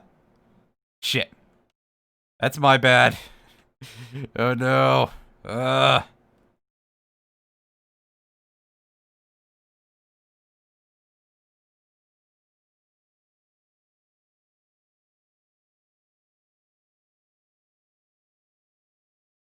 Honestly, just let me go right after the chunk that's lava. I can get onto that post on foot and break that wall with a regular fist shot, probably.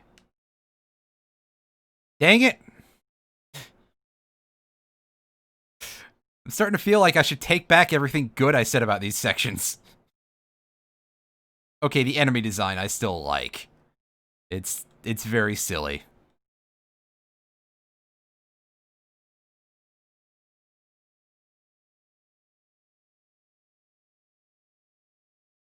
Very amusing. And on the other hand, it's definitely better than some other vehicle type sections later in this game. Spoiler alert.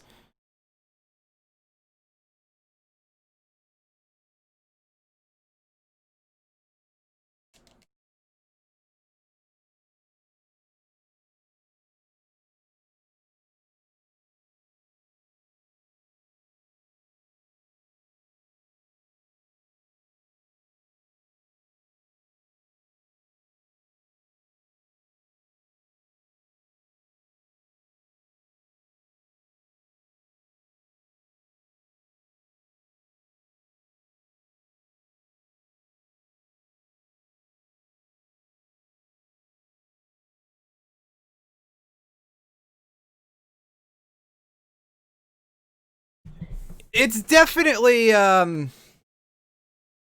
do you say, a late 90s platformer. It's pretty crusty. It's not really the world's greatest in terms of control. However, I will say that this controls better than the N64 version. And not just because, oh, you're not using an N64 controller. That's not even the issue. The N64 controller is weird, but it's not really bad. This just does control somewhat better than that. And even that's not really necessarily saying a ton. And landing that jump is going to be a complete pain, especially because I'm not going to get a whole lot of practice. But absolutely, this game does not control amazingly. And I had forgotten some parts of how bad it was in that regard. Although some are pretty easy to remember, like these, the plums, the other things that we control later on.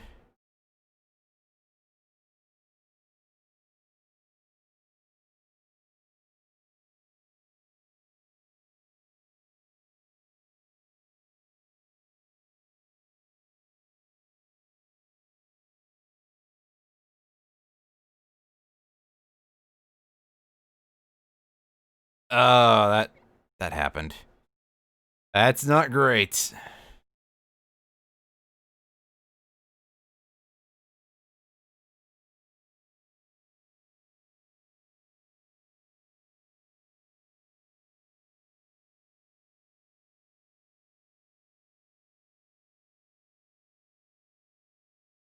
Excuse me.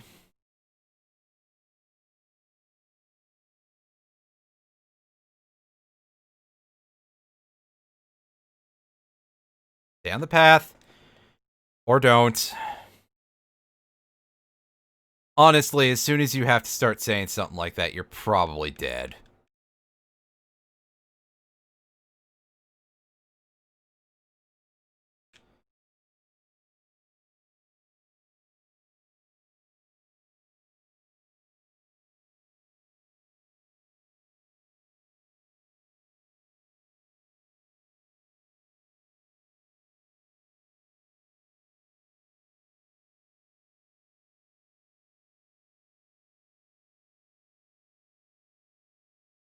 Gotta admit, I'm kind of tempted to turn off the noise gate filter on my microphone in OBS, just that way you can hear all the clacking of the joystick in this part.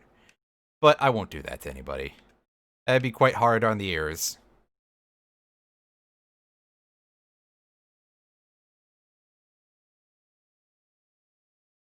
However, I really would love to have, for parts like this, just an input display, so I can be like, hey, yeah, you can see what I'm trying to do, and you can see how much the controls in these things are fighting me.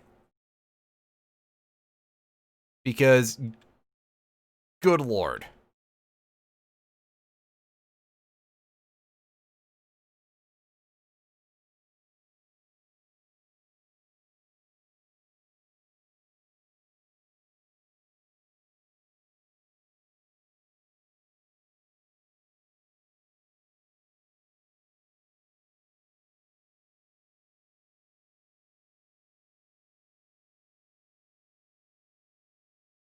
Whew.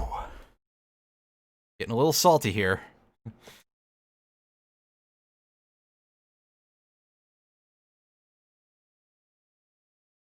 On the other hand, I am at least reasonably certain that we are almost done here. And we can get back to the rest of the level, which is also long and tedious and horrible. So I'm fully expecting that every single thumbnail when I go to upload the stream archive of this on YouTube. What is going on? Okay, I was gonna be really pissed if I was like stuck there. So I bet that when I go to upload this on YouTube, every of my thumbnail options is going to be from this level. Because this is kind of the worst of the entire game. I mean, there's some tough shit in later parts, but this, wow. Fuck you!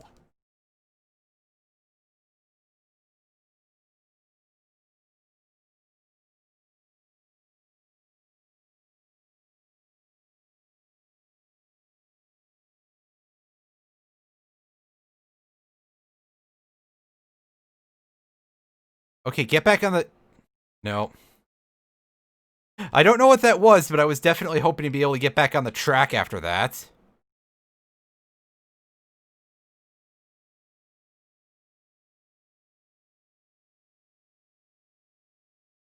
And yeah, one thing that I'm kind of noticing I haven't really been doing is not accelerating a whole lot. Can I jump while boosting? The thing is, there isn't really a good place to, like, test that safely. Except there. Yeah, okay, I can jump while boosting. And it looks like it gives me a pretty huge increased range there. So, that might be the key in this last section, if we can actually get to this fucking jump. Oh my god. Ugh. I take back everything nice I ever said about this part, if I haven't already. And if I have, well then, doing it again isn't very useful, is it?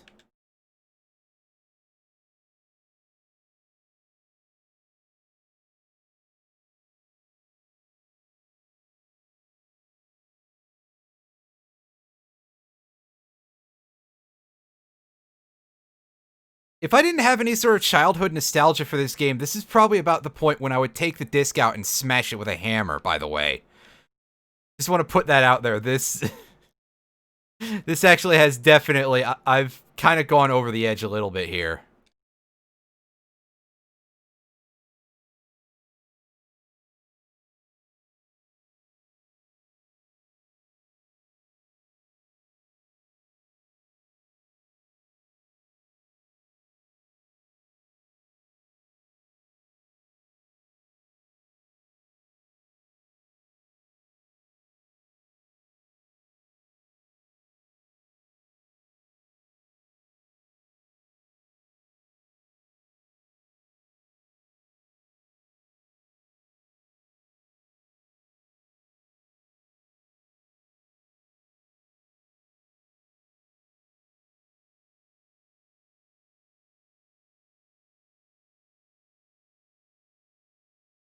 Ugh. Really?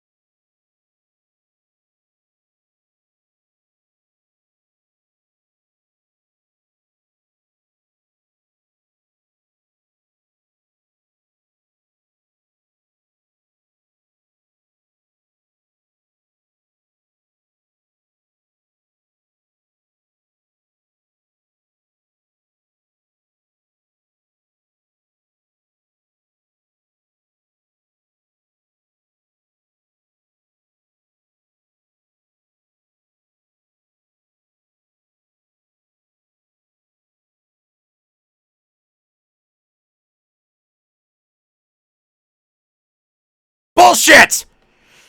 Ugh! The fuck was that?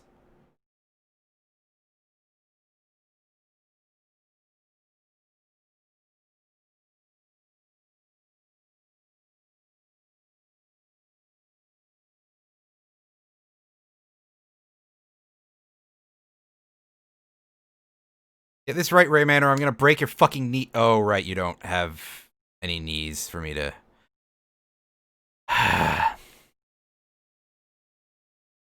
Well, so much for anything that would try to lighten the mood, I guess.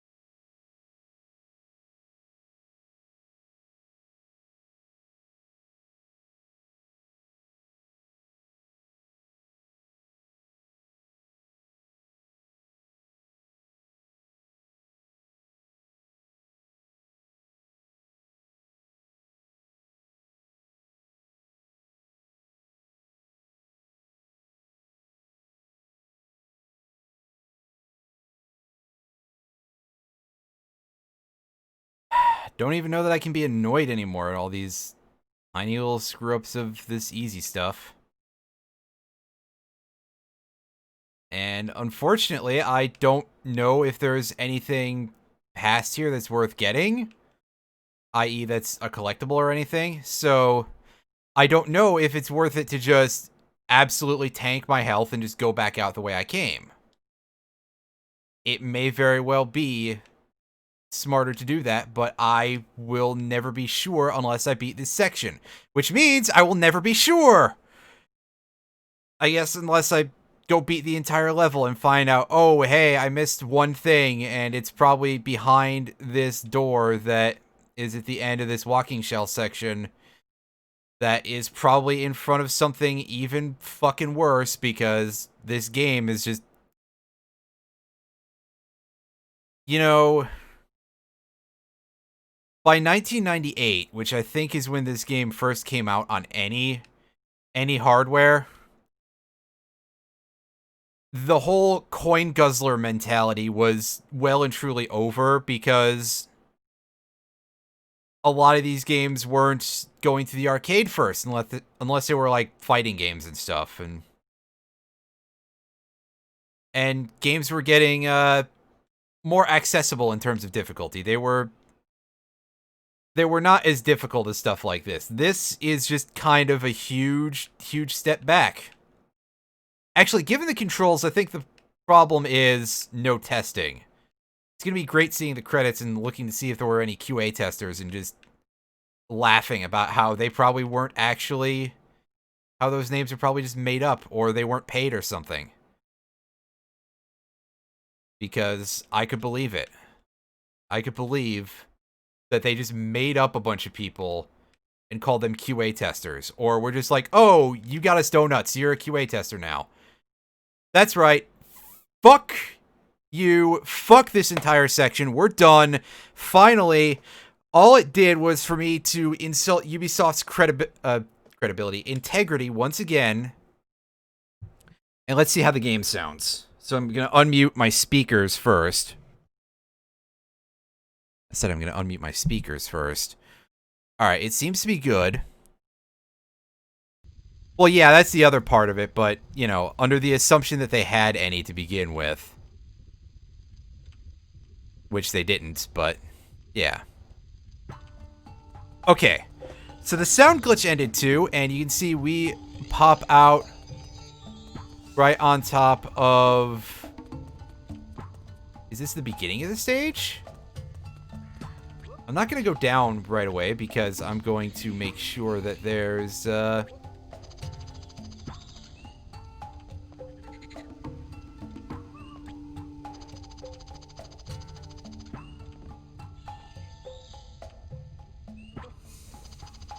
nothing here that I don't want to miss.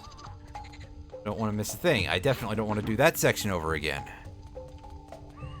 And yeah, speaking of Ubisoft and no integrity, that really is the thing, is that, like, even outside of the recent scandal that has rocked the company, and, you know, people are still trying to, like, just skip over because they want the video game.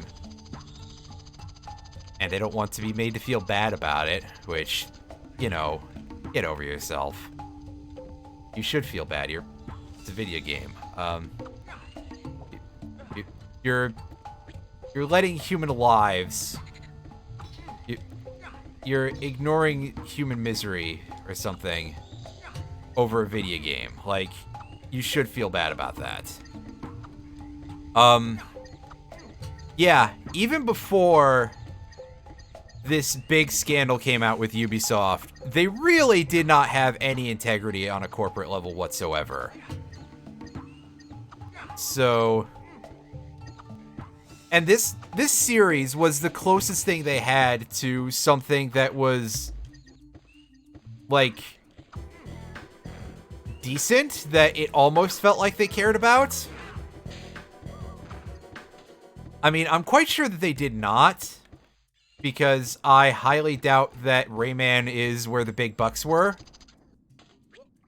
But the games were, you know, reasonably quality. They pretended, at least, to have them finished before they came out, as far as I know. I don't recall hearing that Origins or Legends had any, like, ludicrous game-breaking bugs in them, or, you know, weird, bizarre graphical fuck-ups, or any microtransactions. That's the other thing, because good lord, Ubisoft made the same game like 50 times in terms of their three-dimensional franchises, and just added more, added microtransactions, basically. And then, you know, and then it turns out that the guy who created the series was actually one of the worst people at the entire company, by the way. For those of you who do not know, which is something that I joked about in my first stream of this, about Michel Ancel and how he turned out to basically be one of the very, very worst people at Ubisoft in terms of the many, many abusers there. And he quit video game development like less than a week, I think, before that came out.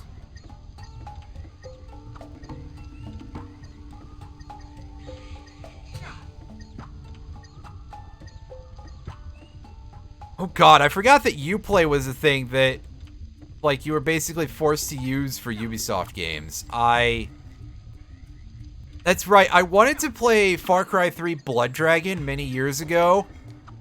And at the time, it was like, oh, by the way, you gotta use Uplay, and I'm like, okay, sure.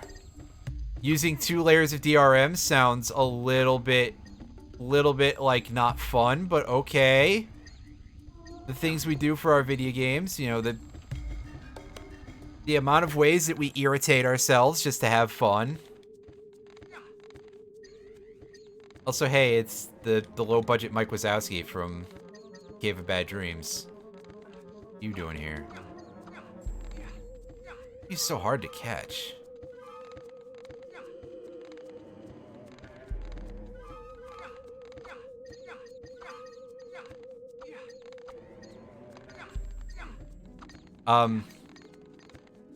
Fucking hell, I forgot where I was going. Yeah. I wanted to play Blood Dragon and was very, very soured by the fact that it was like, okay, use Uplay. But more importantly, the fact that it didn't fucking work when I did that. Off of the version that I had on Steam, and it's like, by the way, you need to use Uplay, which is fucking stupid. As I was sort of getting to, was that, yeah, okay, the things we irritate ourselves with.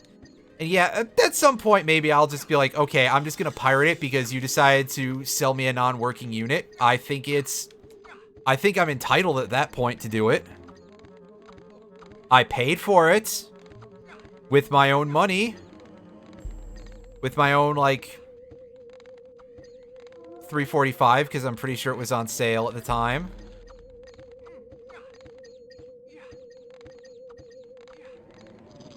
Then again, it is still a Far Cry game, so I bet that it's kind of, underwhelming.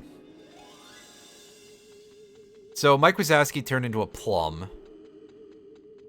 And now I don't 100% know where to take this plum. It's over here? That's it?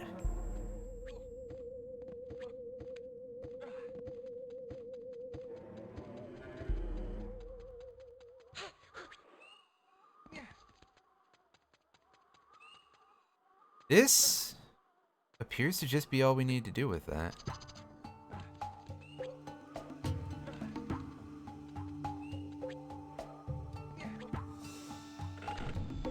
Oh, okay, that's an actual transition.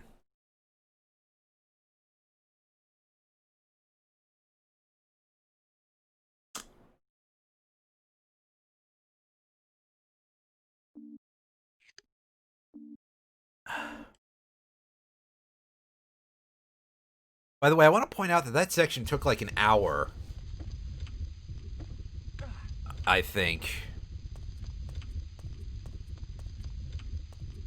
Okay, so this part is one that well, goodbye, friend.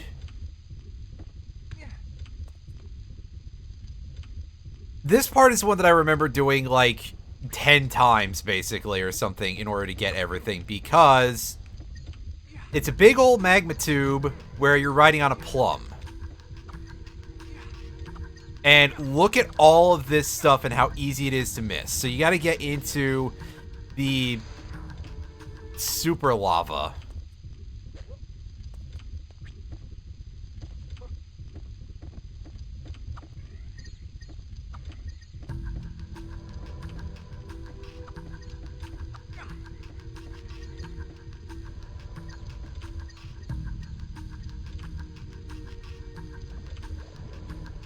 So expect a lot of deaths, is all I'm saying here.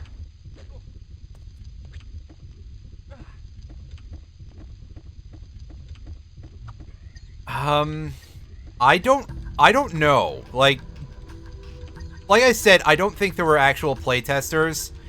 I think they literally were just like, okay, you brought us donuts one time. You're getting in the credits, but this special thanks section is getting a little bit too long. I know. Let's put you in the playtesters because we didn't have any. Or maybe there was exactly one person who really liked it, but they were just that, you know, that overpaid or something, that they were just able to they were able to pull that many strings and just be like, okay, we gotta leave in the plum in the lava tube. Bill, are you sure that's what you want to Are you sure that's what you want to use your executive privilege on? Yes! This game needs plums and lava tubes. Brr, brr, brr, brr. Or, who knows? Maybe people actually did like this. Maybe they found exactly just the perfect group of people to be like, hey.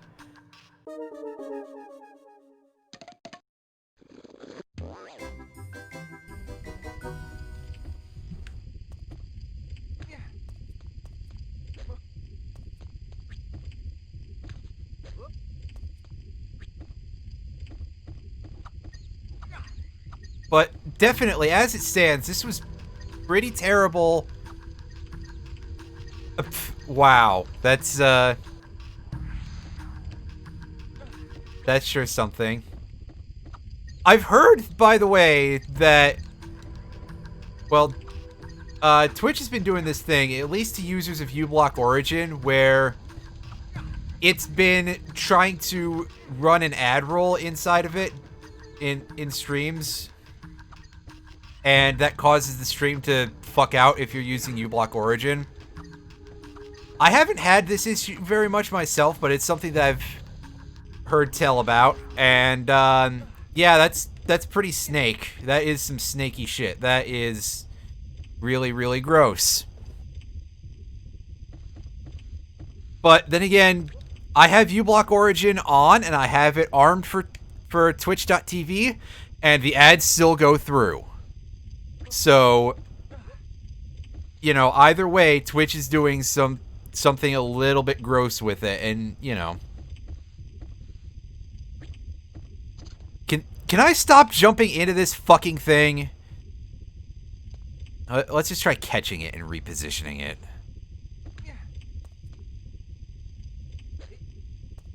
Because otherwise it starts trying to bounce forward, and we want it to be in place to start with, so that way we can regain some semblance of control in an area where, you know, you could just give us a cutscene instead, and we would have more control over this.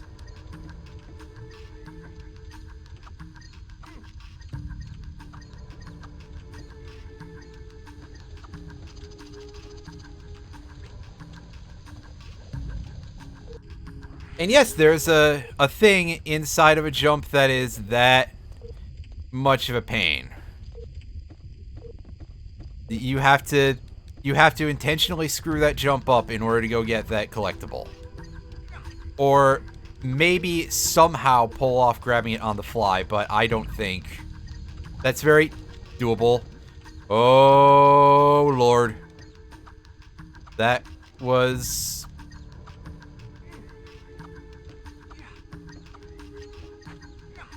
that was unpleasant.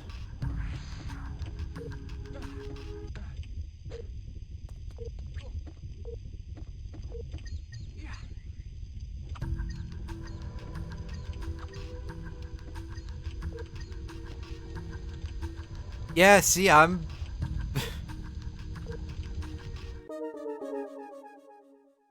mean, I literally should just, like, throw backwards and just, yeah, let it go from there. I'm actually almost at a point where I'm just gonna be like, okay, you know what, game, you take over. You figure this out if you're so smart.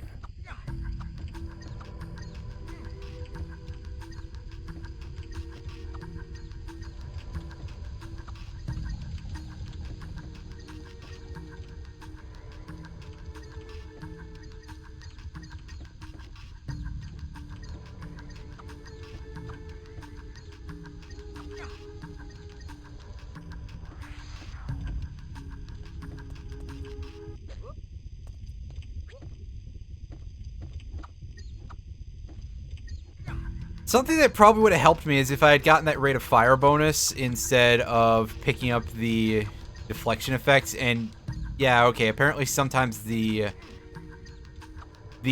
hotter parts of the lava, which is some strange shit for a video game, don't just destroy your plum immediately. But okay. There was a 2D platformer based on this game for the Game Boy Color, and I bet that the level that is meant to mirror this one is better on that than it is in this. And that's something I don't say very regularly because the platformers based on 90s games on the Game Boy Color, late 90s games anyway, the 3D era stuff, were uniformly pretty terrible as far as I understand. They were... The Game Boy and Game Boy Color were definitely host to quite a bit of shovelware. For reasons that are perhaps understandable, it was a very popular piece of gaming equipment. You know, again, kind of like why the Wii... I almost said the Wii U. No, the regular Wii. It's almost like why the Wii had so much shovelware, because of course it did. Console like that, it's very easy to try to find a way to make a quick buck.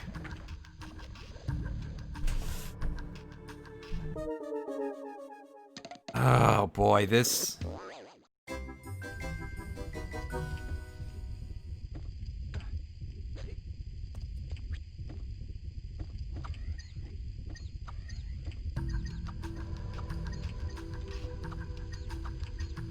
By the way, I did say during the Walking Shell segment that there were worse in this game, right?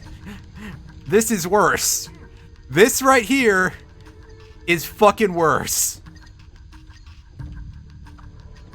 And this isn't even the peak, by the way. This is...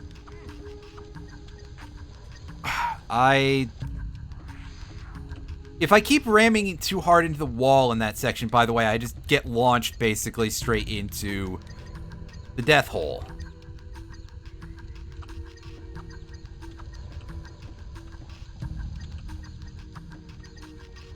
And unfortunately, you descend on the helicopter far too fast for me to just abandon the plum there. Unless that really is the end of the room, which I don't think it is. Because I seem to recall that there's a section where you spawn in on another plum at the top of another one of these, and then you get to, like, hop on and off of it for an area. And it's much less awful. Actually, yeah, see, there's the eggs. Fuck! God damn it! Turn faster! You don't have limbs! You can do this! There is nothing limiting you!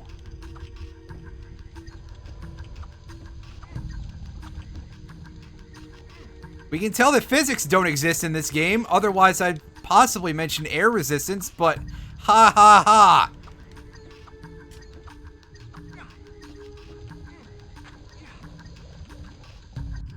That is the end of the chamber, by the way, but there is no fucking way that we can helicopter over there.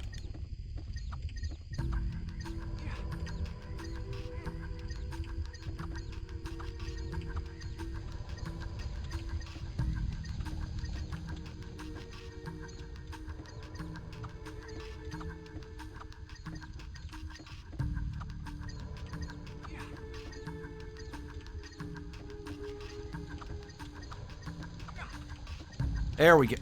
Nope. Oh, I was gonna be so mad. Okay, I was incorrect.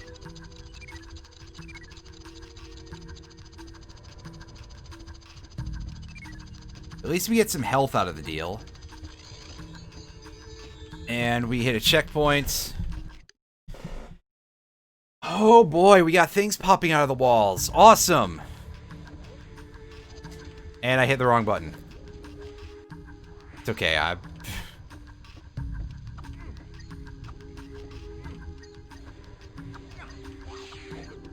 I think we can shoot these to make them... yeah.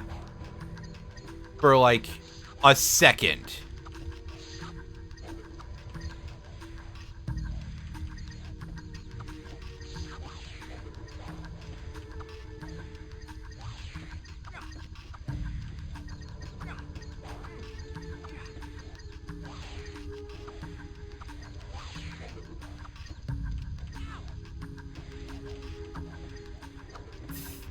There we go. That's the end of the room. Finally, we hit a fucking save point. I want to see how long we took.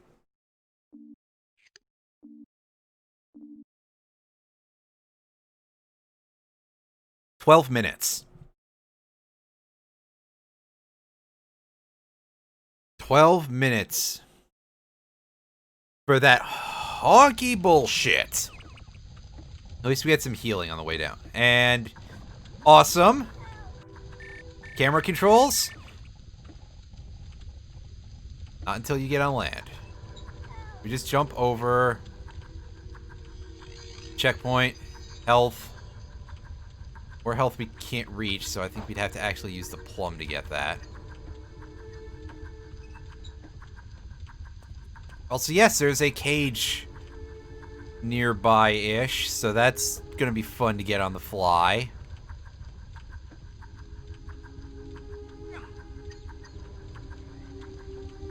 I had blocked some part of this out of my memory until I got back here.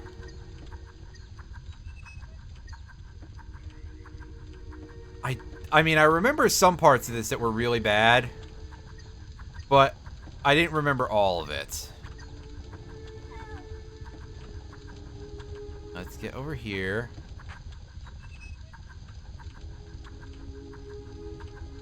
Try to get a glimpse around the weird undulating...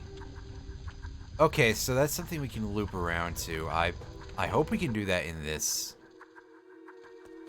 run. Well, we're back to things that resemble real gameplay.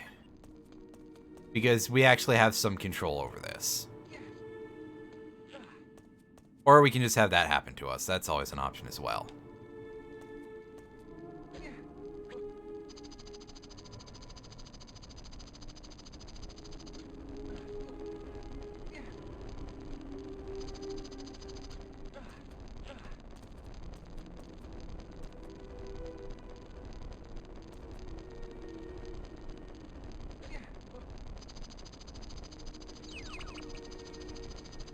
Crap.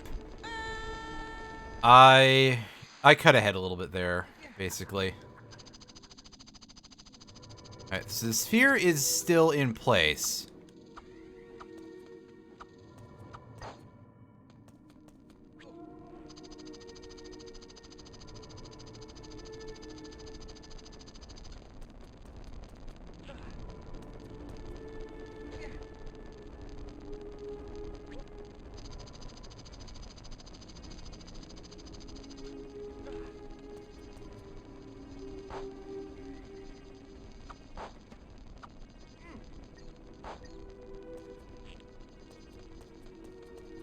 Orb.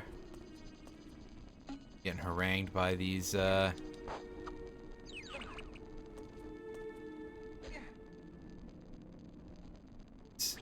did say that this only resembled real gameplay, right? Because, yeah.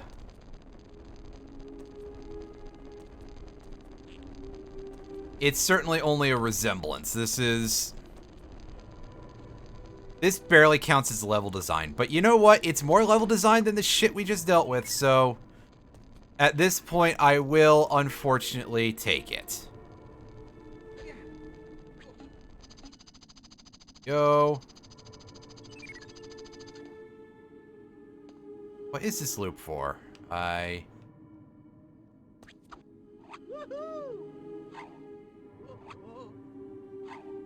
Oh, is this just to restart the area in case we miss things? Well, that's surprisingly generous of them in this level of all places.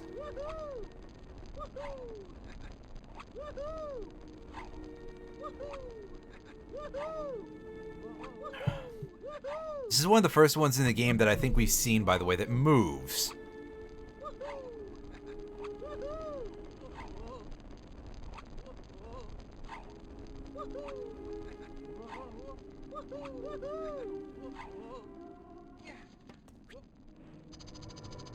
Yeah, so just in case you wanted to see this slow descent.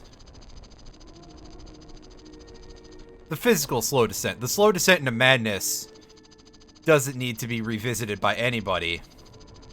But just in case you wanted to see this slow descent down along these triangles, I just figured I would show you that. I totally remembered what this was. I didn't forget it all. I'm not extremely shocked and confused about the whole thing.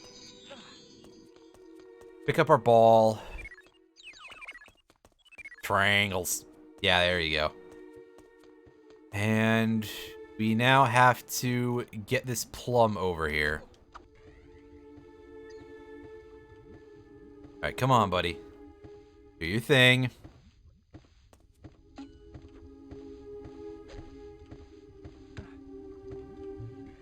I think that at the very least, yes, the sphere does adhere to our position on the plum. So we have that going for us here. They were smart about that. However, that's mechanics and not level design. Where put this damn thing? Here. Okay. And that makes the room rotate like it's the forest temple. Oh, no, it's just, doing something in this weird big old keyhole.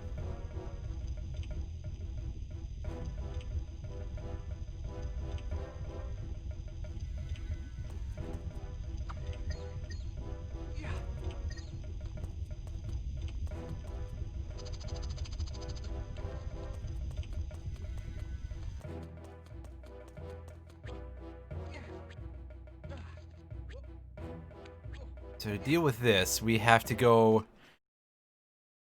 around. Did I miss something here? I feel like I missed something, because there was that area back at the top of the zone, and oh, more of this shit!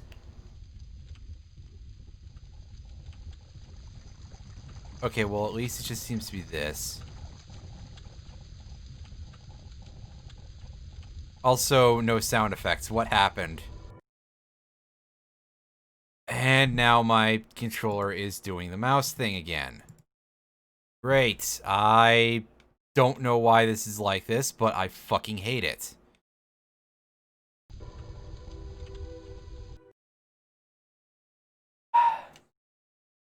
Just a second. Okay, is it not anymore?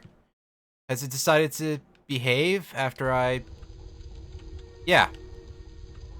I do not know why it's doing this. This level is kind of the worst, is like a big thing. I actually still like a decent amount of this game, but this level can absolutely go to hell. And we got sound effects back. Why is it so glitchy? I don't know if it's emulator, if it's the other thing.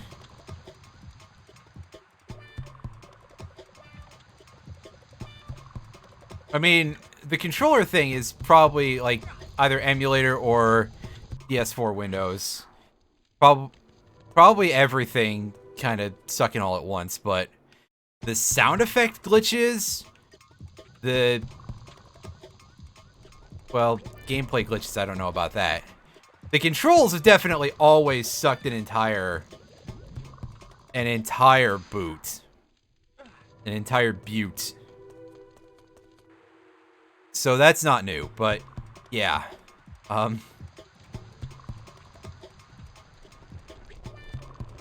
Hey. Why did you just grind into the wall? I definitely didn't tell it to do that. Wait, things just keep getting worse and worse here in terms of controls.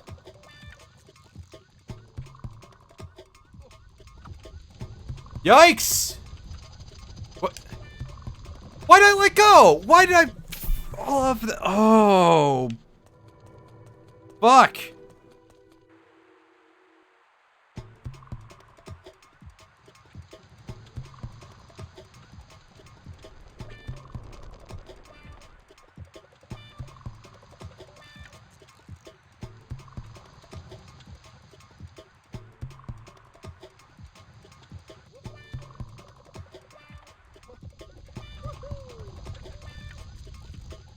Okay, there we go. I feel like this is a very, very good cause as to why I need an input display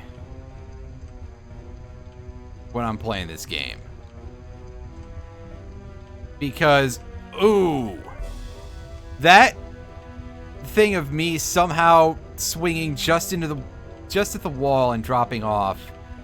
It's very rare that you will get kicked off of a thing that you're swinging on. But that apparently is one of the few instances of it.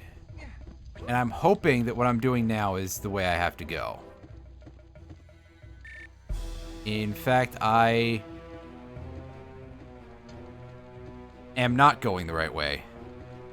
But this is a checkpoint, so now I have to redo this part again because of a lack of sense of direction. The hole that I went in last time was facing the other way, I think. Was it not?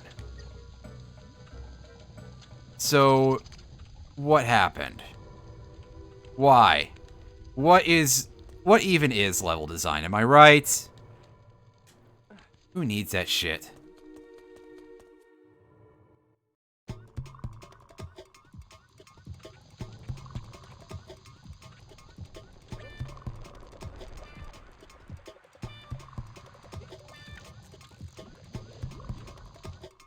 Okay, yeah, just don't leave the ground and you will not be able to do the thing.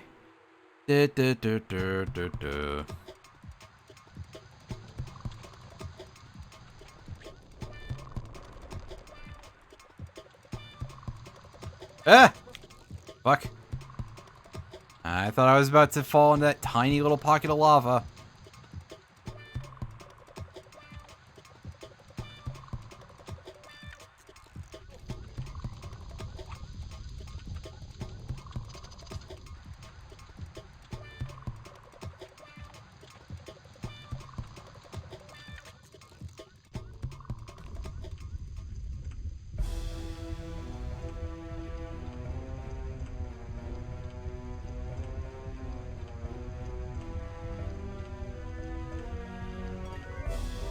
Where's my...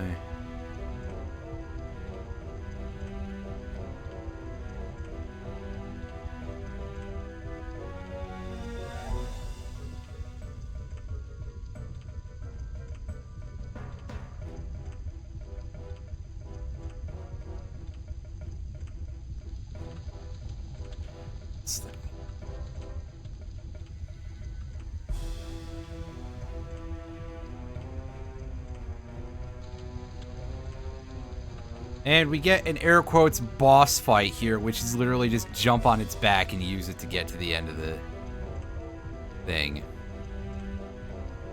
Or I suppose it's supposed to be a boss fight because, well...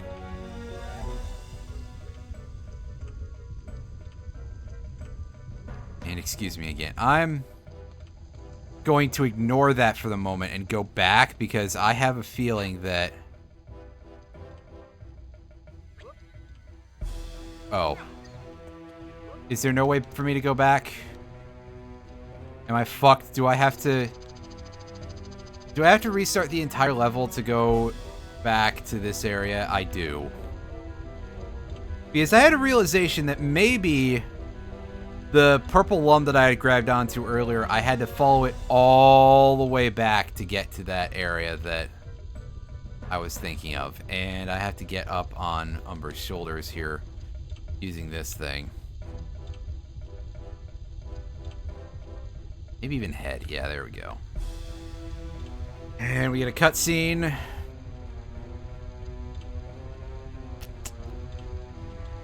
I'm gonna be honest, I'm kind of not happy about this.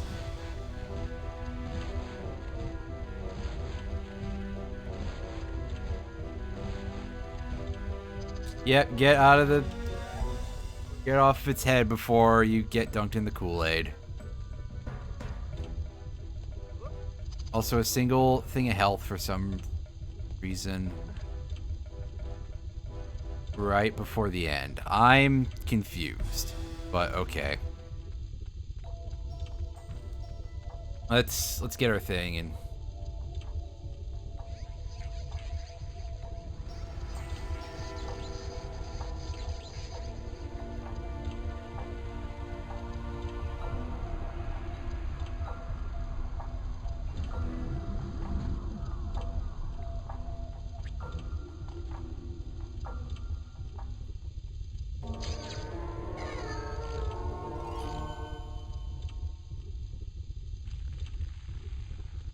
Oh, we got the mask. We finished the level. We didn't get everything for some reason. But, I mean, there we are. We completed the level. We beat it anyway. And I wonder if our... You have found the second mask. Oh, I was going to say, is our voice acting Good, broken? Rayman. You're getting closer to your goal. But of course the voice acting is questionable anyway, so... Who would notice? Well... I would, unfortunately. Be careful. The rest of your quest will be even harder. It depends. There's definitely some parts that are ridiculously difficult.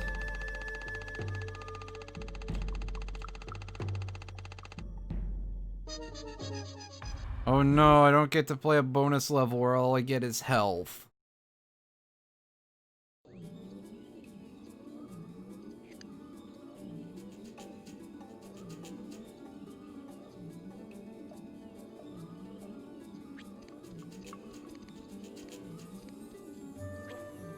Alright, do you goofuses have any advice for me? Rayman, there are more and more pirates. Clark might be able to help you. Hurry along and join him. He's waiting for you next to the Skull's Cave. Oh, okay. Clark's waiting for you. Ilums and Whale Bay, I don't know where those would be. Menhir Hills, we can do a little bit of this. Because I'm feeling like I don't want to go into the next level right now, but I may as well do a little more while I'm here.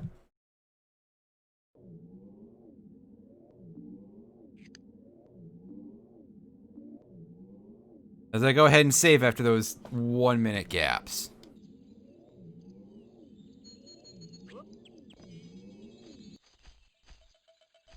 Alright. Shell? Where you at, buddy? I forget where it spawns here.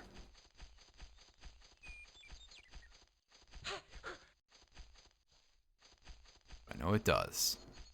Thankfully, it's just a straight shot. Oh, right. It spawns at the far end of the bramble patch.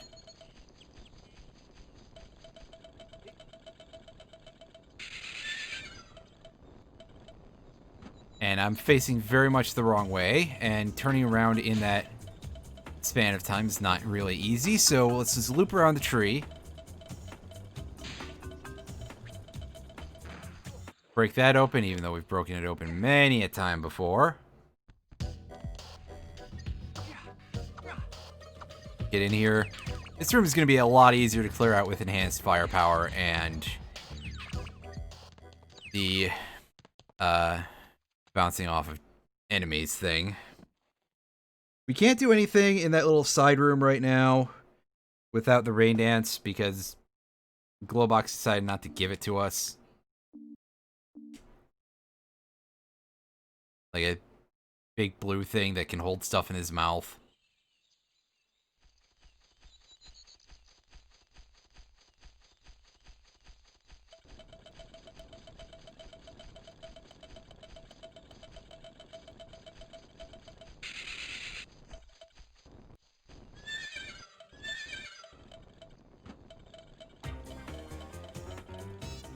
Alright, so this part, a little tough, but nowhere near the level of what we saw earlier.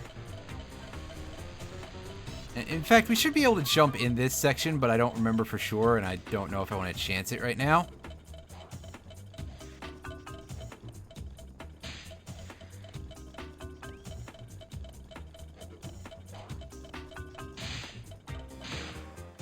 Ugh. We were almost there. We were almost done.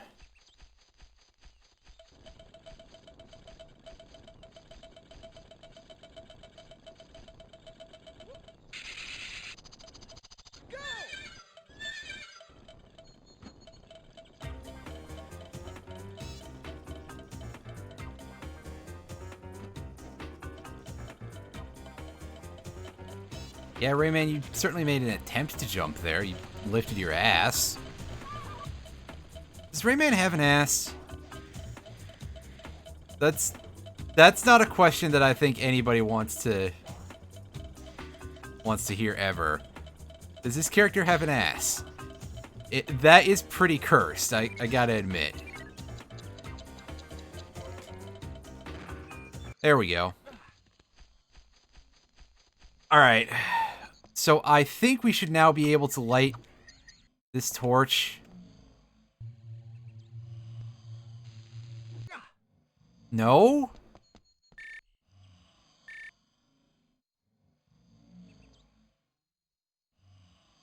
No.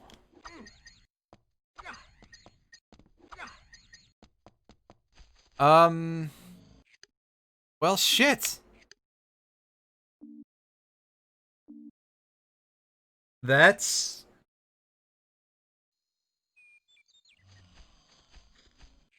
real weird. We reload. Do we just reload back at the start of the... Am I going to have to go through the rest of this level? Because there isn't like an exit level feature aside from just going backwards. And in fact, it won't let me do that. So yes, now I have to go and beat the entirety of this level again. After I found out that what I was trying to do, I can't.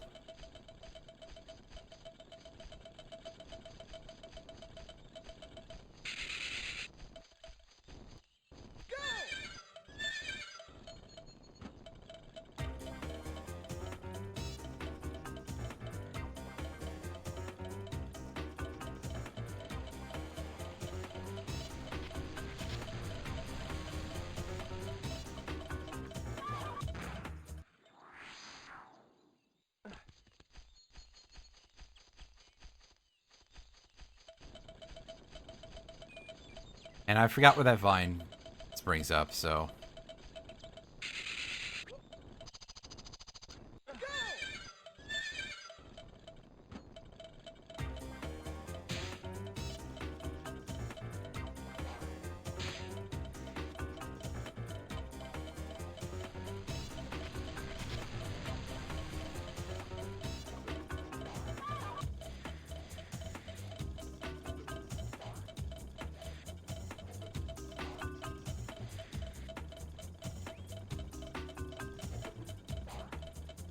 Yeah, this is a very, very big thing that the game gets extremely wrong, is the lack of any sort of easy exit level feature.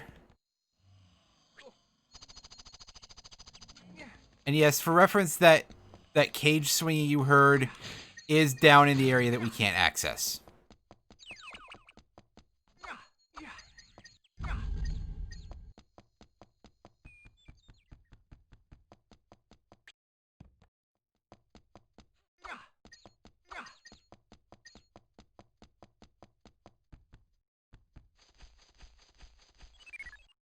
Oh, and here's a little area that I completely didn't remember existed. And missed out on the last time I was here, so... That's a couple more yellow lums.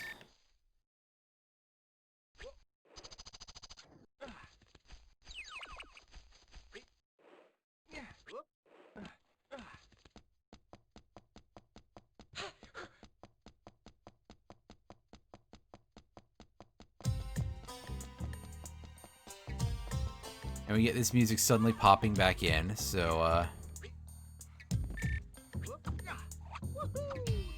at least this part is a lot easier than...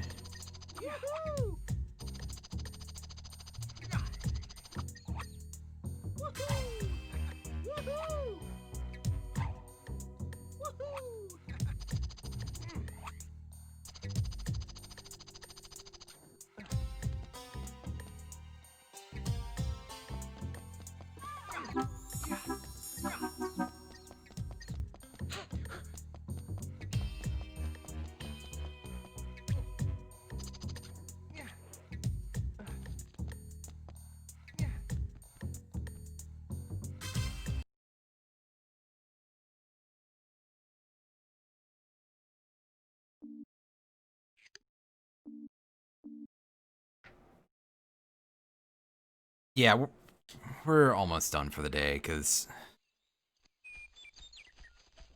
that bit's broken me down quite a bit, and realizing that I'm stuck having to do this shit again that I just did at the end of last stream. Because this game is really showing its age, to put it nicely.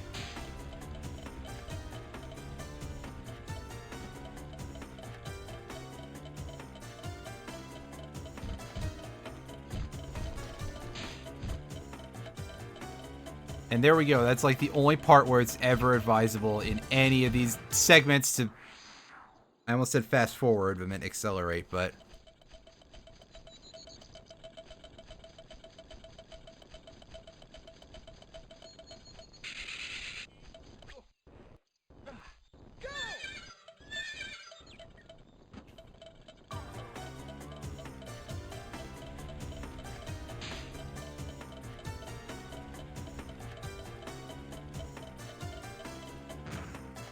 Fuck.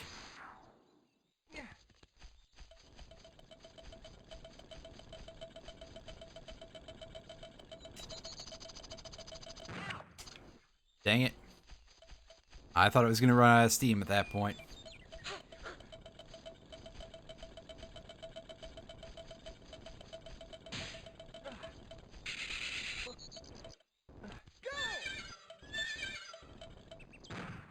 Fuck!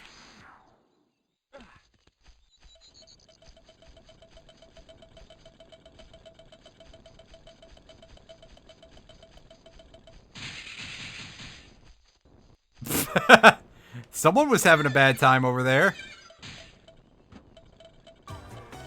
Unfortunately, that bad time is going to translate to me, because I'm pretty sure that whatever nebulous concept of health this thing has, it's probably got none anymore.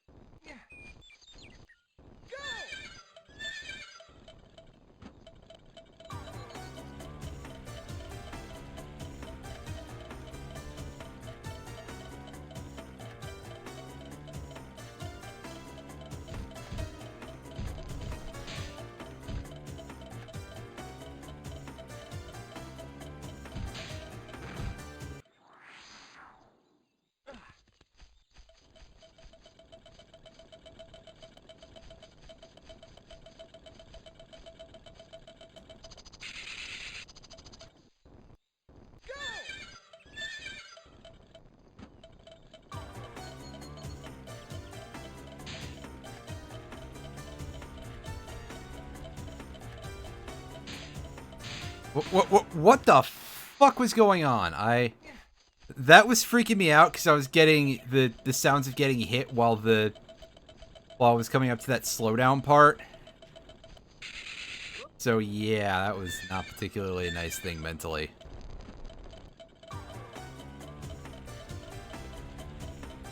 Also, I just realized how awful that afterburner sound effect is. That just sounds like someone letting one rip.